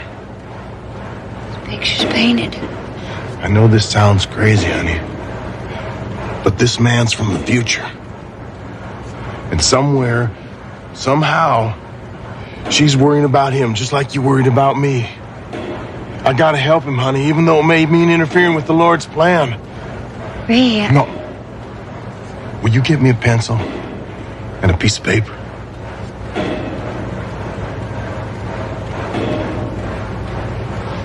I don't understand any of this, but I love you. And I will help you. Your husband saved my life, Mrs. Parker. And if you believe that a man facing death thinks only of those things that are important and true, you should know that John was thinking of you. He's too good a man to spend his life begging forgiveness. Sincerely, Ray Dobson. Hey, this guy'll do anything to get out of work for a day. We had to beat him up a little bit, but we got it. Oh, done real good. Bobby, sweet mate. It's okay, Melissa. I'm all right. Melissa. I'm sorry. I'm so... Let's go home.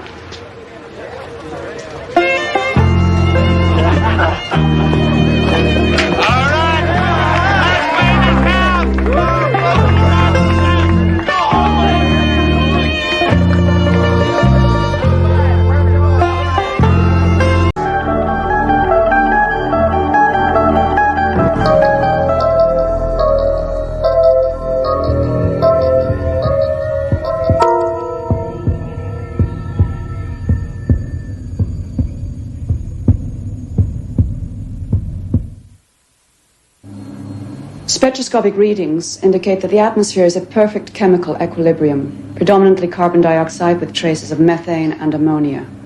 Now, what gives the atmosphere that sickly yellow color? Iron oxides from the rusting cities. And the sensors show no life form whatsoever? Nothing. Not even the presence of simple amino acids in the oceans. The last reconnaissance was right. It's a dead world. There was a name for this one in one of the old languages, wasn't there, Professor? Yes. It's Earth. They called it Earth.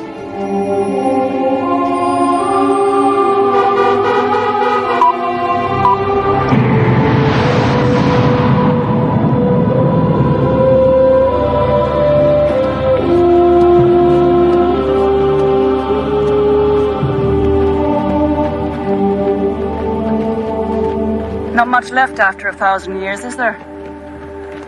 Donald, Earth was stripped of artifacts long ago. What are you looking for? Oh, I don't know. Feeling. Sense of place. What it must have been like to live here when the skies were blue and the oceans green with plankton. Too many historians never get to see the things they write about. Thank you, Jacinta, for getting me on this mission. A very kind gesture for an old academic. Not that kind. And not that old. Good luck, Donald, because in 4 days, I'm going to have to give word for the mining vessels to move in and extract whatever is salvageable. And when they do, there'll be precious little left of your Earth.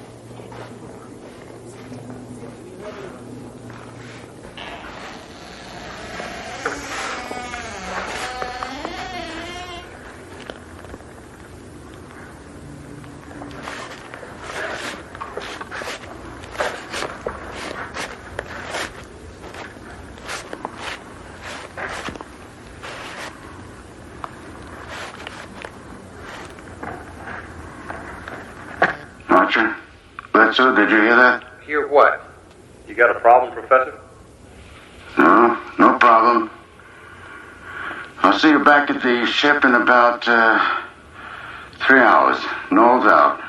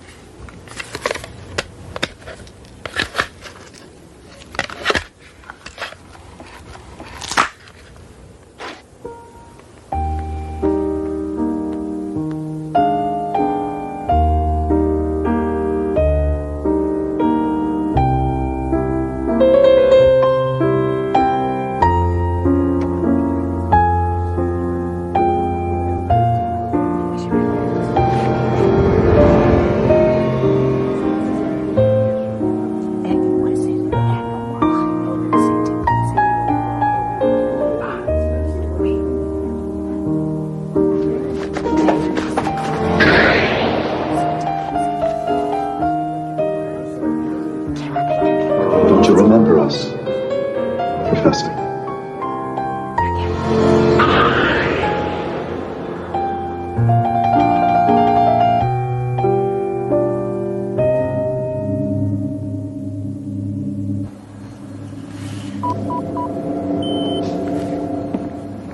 Donald, you're up late. So are you? There's lots of data to log. There's still a treasure trove of minerals on this planet.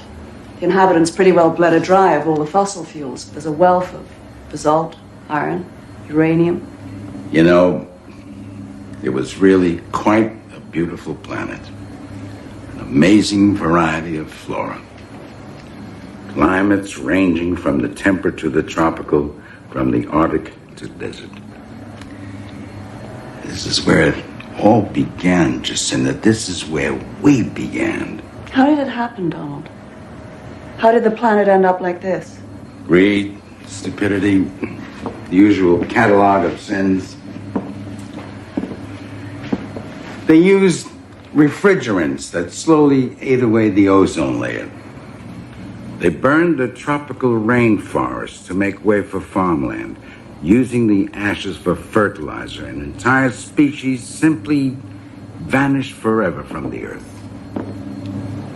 By the time they poisoned the whole biosphere, they had the technology to leave it behind. So they fled into space and cast the earth aside like a half-eaten apple. And with humanity gone, the biological chain just collapsed. You know the irony of it? The Earth today is almost exactly as it was millennia ago, before the very first rainfall. And for millions of years there had been no rain. Then when the Earth cooled enough, rain fell, delivering nutrients to the oceans, and life emerged. And here we are. Here we are. Returned to commit the final indignity on the planet that nurtured us. Here to put the knife to her one last time. Our ancestors killed this world, not us. The law prohibits us from mining any living world, only dead ones. Like it or not, Donald, Earth is a dead world now. And there's nothing we can do about that.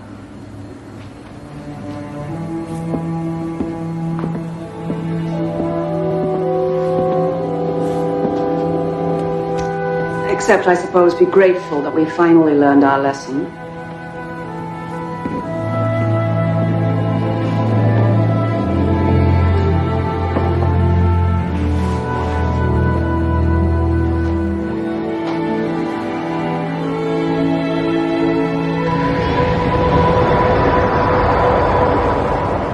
Do you remember us now, Professor?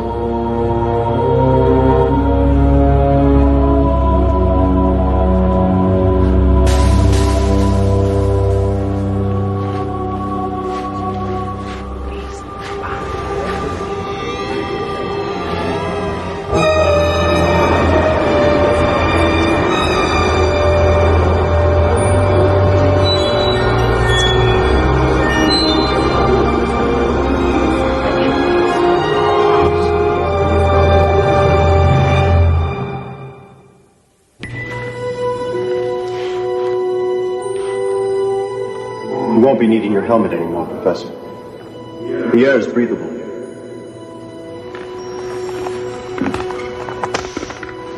We sort of used a part of our etheric energy to change the molecular structure of the gas. We've been waiting so long. Why did you leave us? Are you back to stay? All of you? Where are the others? Will they follow in more ships? Yes, where are they? When are they coming? My God. All of you. You're... The ones you left behind. All the souls that ever were.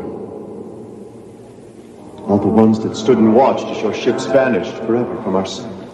All of us that couldn't follow. We never knew. We never knew that you even existed. Didn't you? Didn't a part of you always know? Why is it so important to you to follow us? You're our children, our future, our immortality. Since time began, we've walked among you, sharing in your triumphs, your despair. Now there's nothing.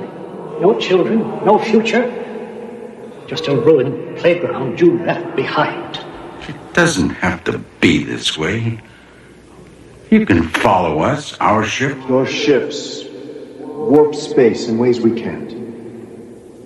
Those of us who have tried have come back disfigured or insane. It's a large universe, Professor. And not nearly as benign as you living like to think it is.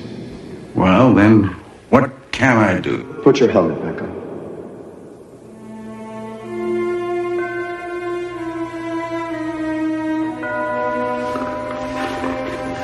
I know why you're here. Not you personally, but your ship, your crew. We're shadows. We're helpless to stop them, but you have to do something. You have to explain to them that this planet still contains life of a sort, that this Earth, ruined and gutted as it is, it's all we have left. Please, don't let them take it away from us.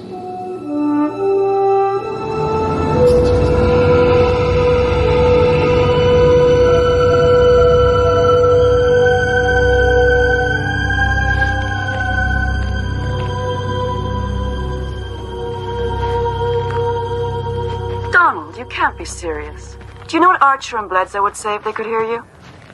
All I'm asking is for you to keep an open mind. Now, give me a chance and I'll prove it to you. Prove to me that Earth is some sort of haunted planet? How? Jacinda, you were always my best pupil. Let me teach you one last thing.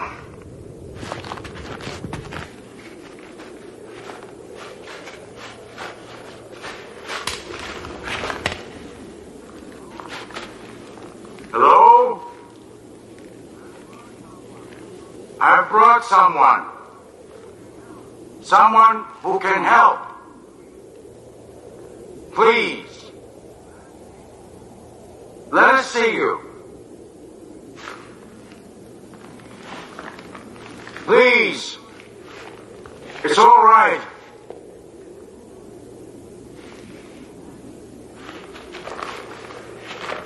She has to see you. She has to know. Donald. For God's sake, she can help. Why are you doing this? Please. Let us see you. Donald, that's enough. Don't. Damn you! Show yourself! Donald!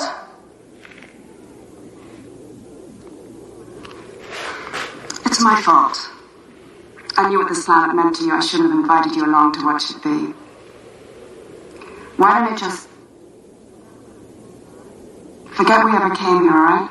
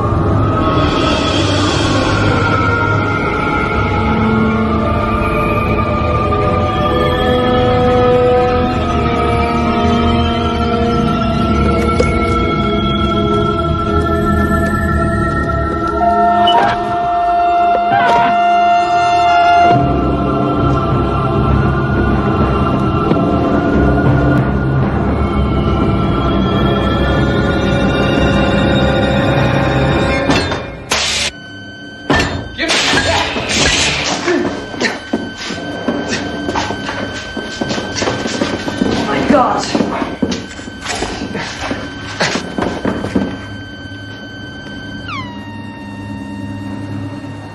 What are you doing?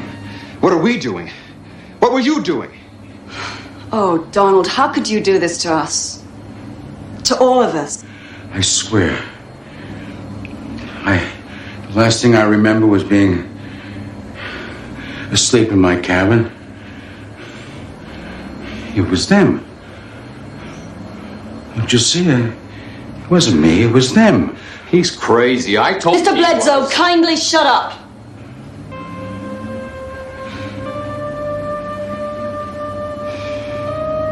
Mr. Archer, please assess the damage to the sensor web and then raise Central on subspace. Tell them we'll be returning Dr. Knowles to Outpost 12. Medical emergency. We'll also be staying over for repairs and then we'll be back to finish our assignment.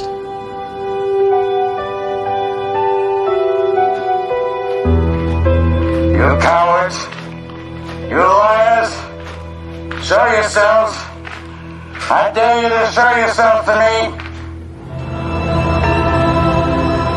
Back to your ship, Professor. You might as well.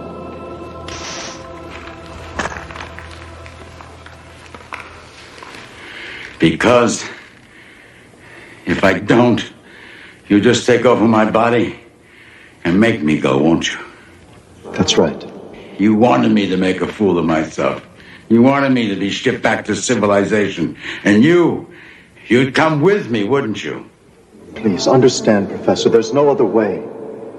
We can't travel through warp space in this form, but in yours, that's a different matter. You can serve as a beacon to the others, showing them the way. And me? What happens to me, my body, when you're done with it? I'm not sure. I have to merge myself fully with your body in order to weather the journey. I'll try to leave it once we get there, but... You don't know if you can. Please try to understand. All we want is to reclaim our future. Your future? You don't deserve a future. Any of you. We may have fled the Earth once it became uninhabitable. But you were the ones who made it that way. You could have saved it. You could have done something, every one of you. But you didn't. Did you? How many of you thought you'd be on one of those spaceships fleeing the dying Earth? How many of you thought you'd escaped,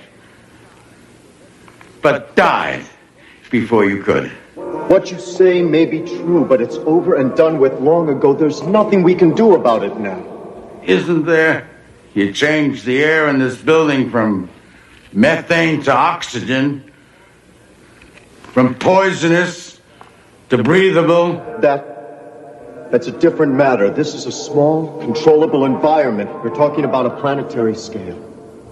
And even if we could, we might lose our consciousness, our awareness.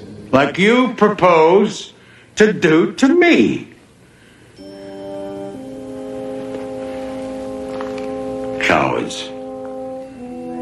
You're still the same cowards who let this planet die, aren't you?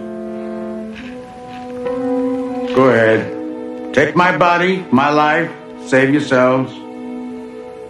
At least, I'll know that when my time comes, I can die with a hell of a lot more courage and dignity than you.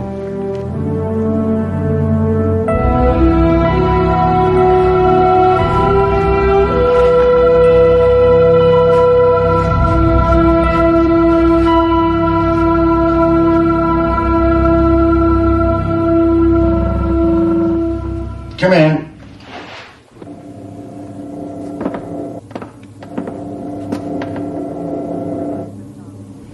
We're about to lift off.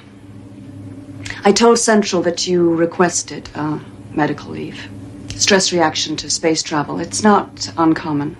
The damage to the sensor web was minimal. I didn't log your actions yesterday. I appreciate that. You're looking better. Rested. Yes, you might say that I'm expecting to be a new man once we leave the planet.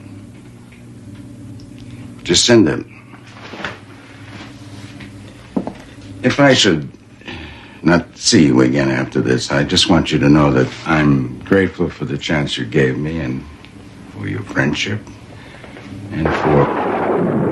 What's that? I don't know. It sounded like thunder.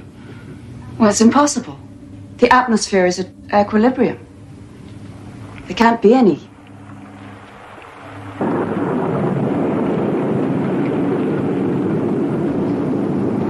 It's raining. It can't be. What the hell is going on? Is that really rain? Not just water either. But amino acids, nutrients raining into the ocean. Good God, I'm getting life form readings in the oceans. Well, that's impossible. It takes thousands of years for even the simplest life form to develop. It's as if something is accelerating evolution somehow. I don't know how, but... This can't be right. I mean, the sensors must be out of alignment after yesterday's damage. Oh my God, he's right. The ocean's suddenly swarming with cyanobacteria. Cyano what? Cyanobacteria was the first complex organism to evolve on the Earth. And it led the way for all life forms to come, including us. Does this mean what I think it means? What it means is we're out of a job.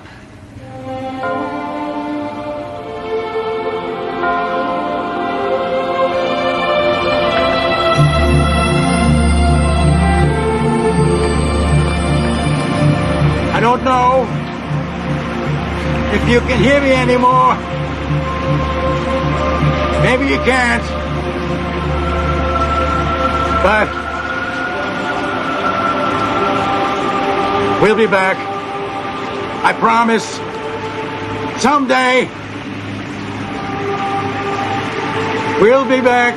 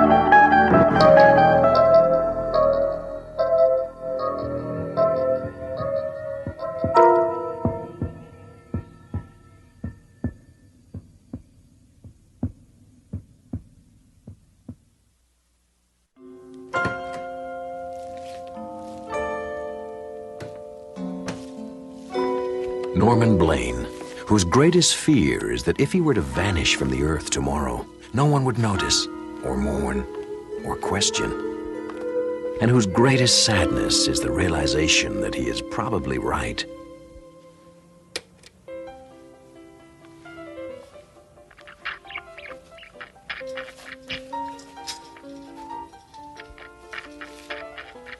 Sofa, coffee table, chair, and pet. Solitary decorations in a life noted chiefly for its isolation.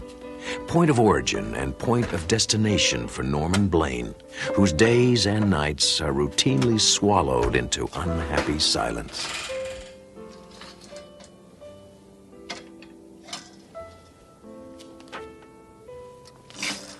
Hi, Bob. Hi, Linda. You going out tonight? No, I'm going to court tomorrow. Oh, great, Bob. They're going to let you practice again. No, it's alimony court, Mike. My wife's suing me for $1,000 because she says the cat needs daycare. Oh, alimony. You see, Linda, I hadn't even thought about alimony. Ludwig van Beethoven, Claude Debussy, Tchaikovsky, and Ravel. Finally, a collection of your all-time favorite classical hits. Remember this one? Or this haunting melody? Music whose beauty never fades. All on one album in a unique offer. Only a limited number of these special edition sets will be made available to the public. So call 555-4221 and order Classic Edition Volume 1 while supplies last. For your album, cassette, or CD, call 555-4221. Operators standing by 24 hours a day. Moments to remember for all time. Share this album with your loved ones. Rachmaninoff, Haydn, Strauss's Blue Danube, Pachelbel's Canon, indeed. You'll be glad.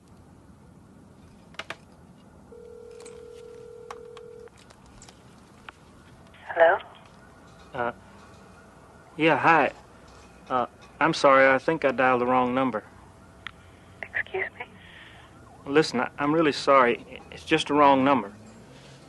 I probably woke you up. No. It's, okay. I was just sitting here, and I heard the phone ring. For a minute, I was afraid whoever was calling would hang up before I got here. Yeah, I know what you mean. I hate it when that happens. Really, annoying. What's your name? Norman? Norman Blaine? You have a very nice voice. Thank you. So do you. What's your name? Marianne.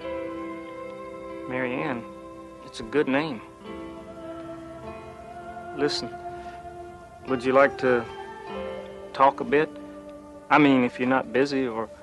That would be nice.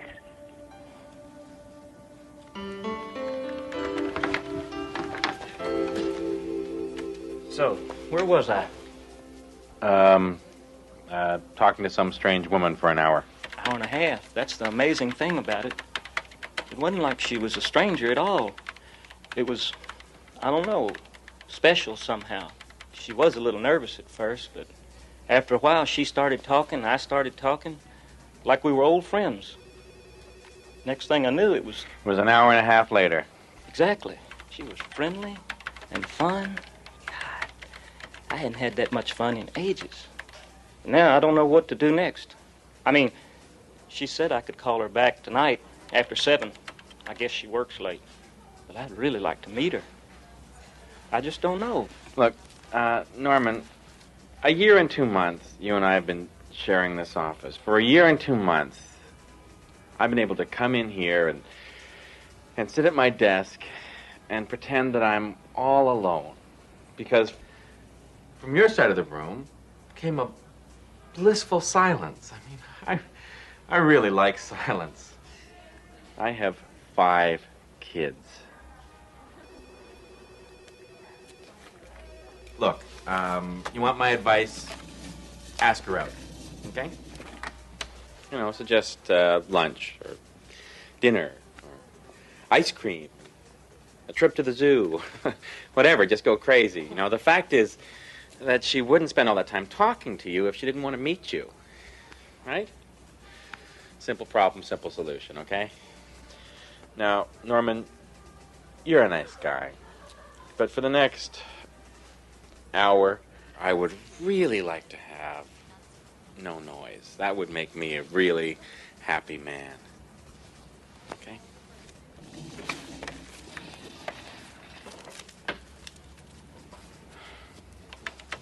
Well, thanks for listening anyway. That was a noise.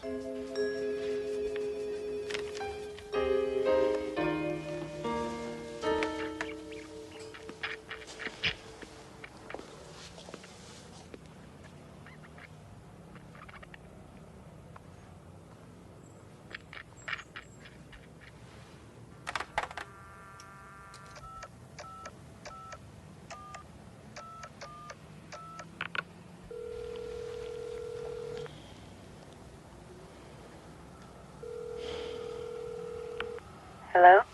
Hi, it's me. I didn't realize we've been talking for over 3 hours. I probably should let you go. All right. But one more thing.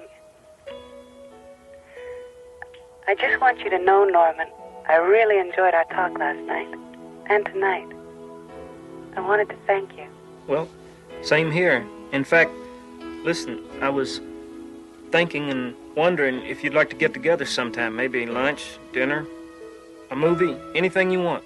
Norman. No rush. I mean, anytime, it's okay. No, I really can't. We have so much fun just talking. Why do we have to change it? Can't we just leave it at this? Well, sure. I guess so. I've hurt you, haven't I? No. Really, it's okay. Like I said, I just enjoy talking to you. Honest. Promise you'll call me tomorrow? I promise. Bye, Norman.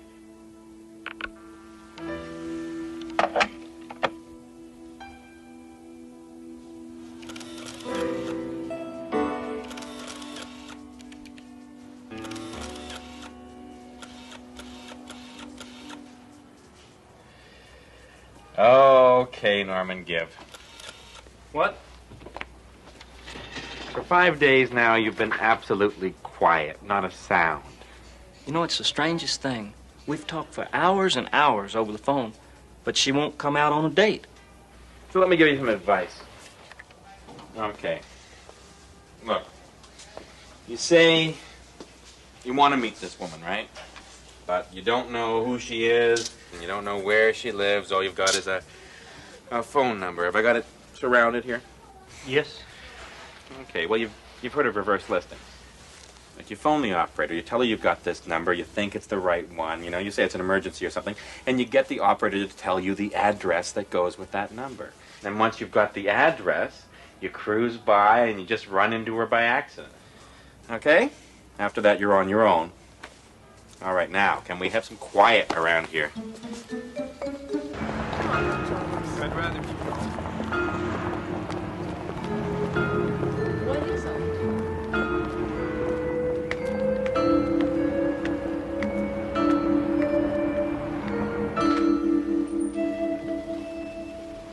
Excuse me, do you know if a Mary Ann works here? Mary Ann. Would you know her last name? I'm sorry, I don't. She could be one of our interns. Interns? Volunteer workers. Who would I check with? You could ask the director, but she's out for lunch. Why don't you come back in an hour? Thank you very much. May I look around? Of course.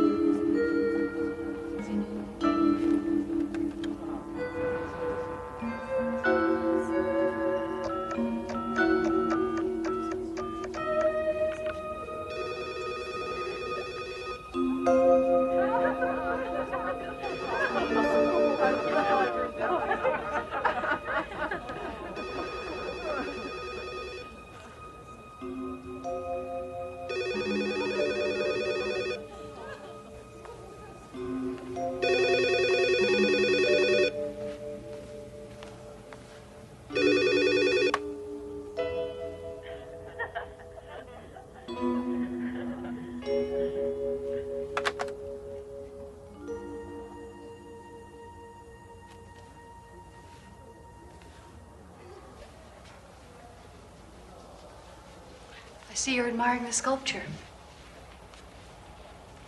Very nice. Terrible story, that one. Oh? That's the last thing she ever did. The self-portrait. I never met the woman myself, but if this work is any indication, we've lost a very special artist. Why a woman as talented as that would kill herself, I don't know. She killed herself. Oh, yes. There were the usual rumors, of course. Lovers, quarrels, and all that. What a waste. It breaks my heart to think we'll never see anything else from Mary Ann Lindaby.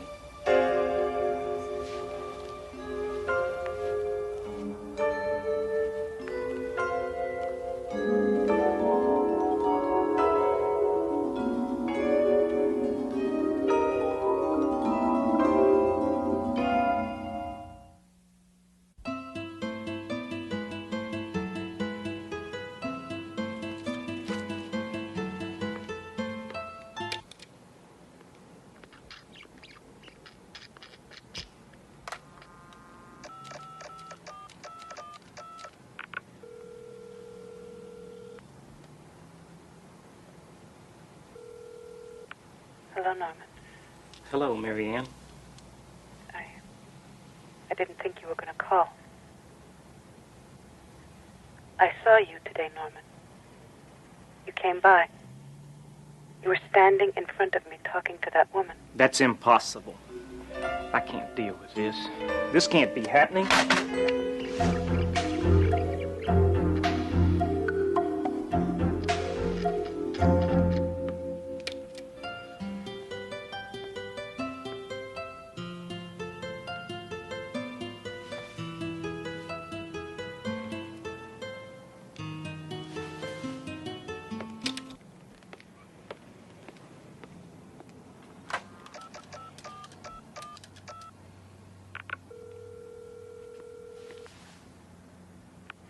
Hello? I'm sorry, Marianne. No. It's me. I'm the one who should be sorry. I never should have answered the phone. But it's been so long, Norman. So long since I've talked to anyone. It was dark. And I was so alone. I know. So was I. I have to go now. No, wait, please. You can't go away like that. Sorry, Norman. Please. Goodbye.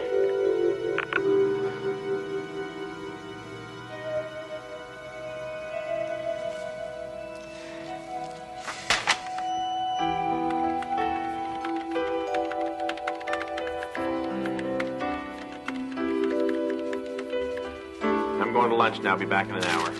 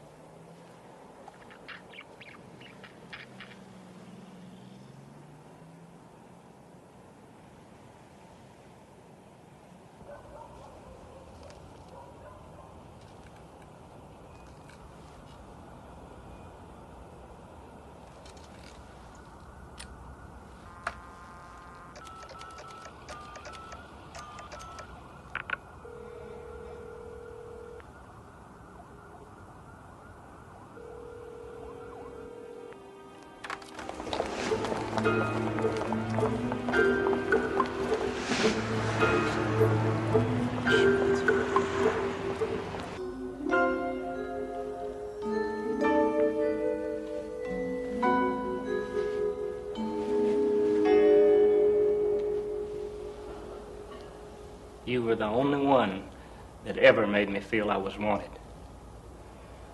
That I wasn't just some jerk. I miss you. I miss talking to you on the telephone.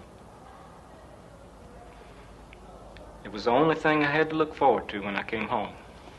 After a while, it was the only reason for going home.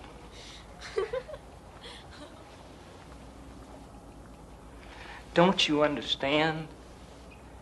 I used to feel I was nothing, that I had nothing. And then there was you, and everything changed. And I thought, my God, I'm in love. For the first time in my life, I'm honestly and truly in love. And it all just went away. Without you, there's nothing left for me. I'm sorry, Marianne. I'm sorry.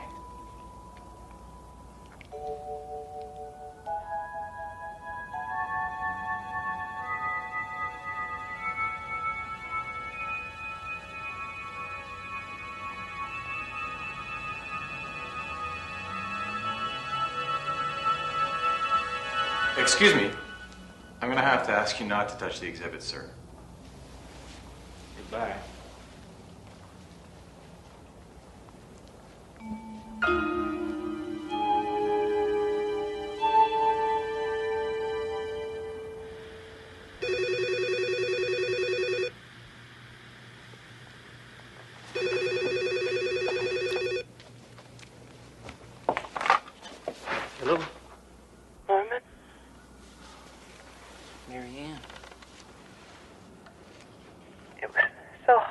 call you. It's dark here. So dark. I heard what you said about there being nothing left for you. It scares me. It's what I said when I was so lonely and hurt. And I couldn't make the pain go away. It just stayed with me so long and so hard. And I couldn't take it anymore. I love you, Marianne. No, please. I do, and I'm sorry. I didn't think it would happen. I didn't expect it, ever. And I can't help it. I love you.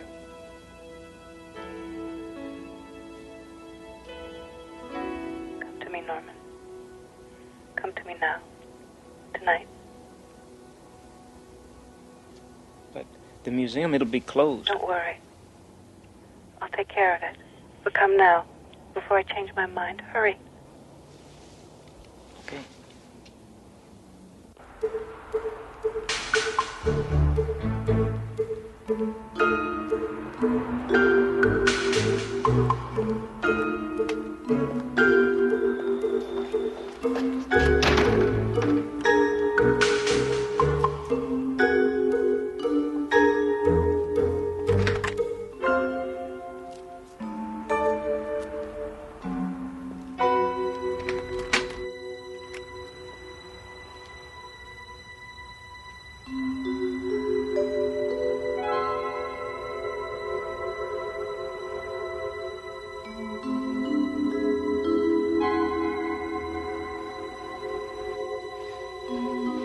Marianne? It's been so long since anyone's told me they loved me.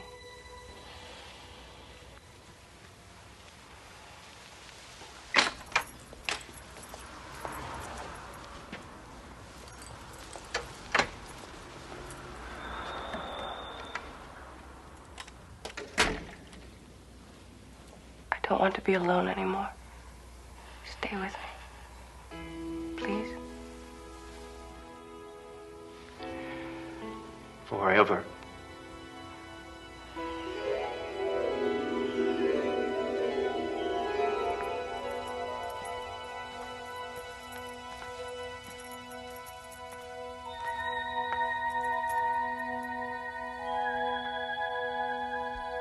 On display, a very special exhibit, cast in bronze and loneliness.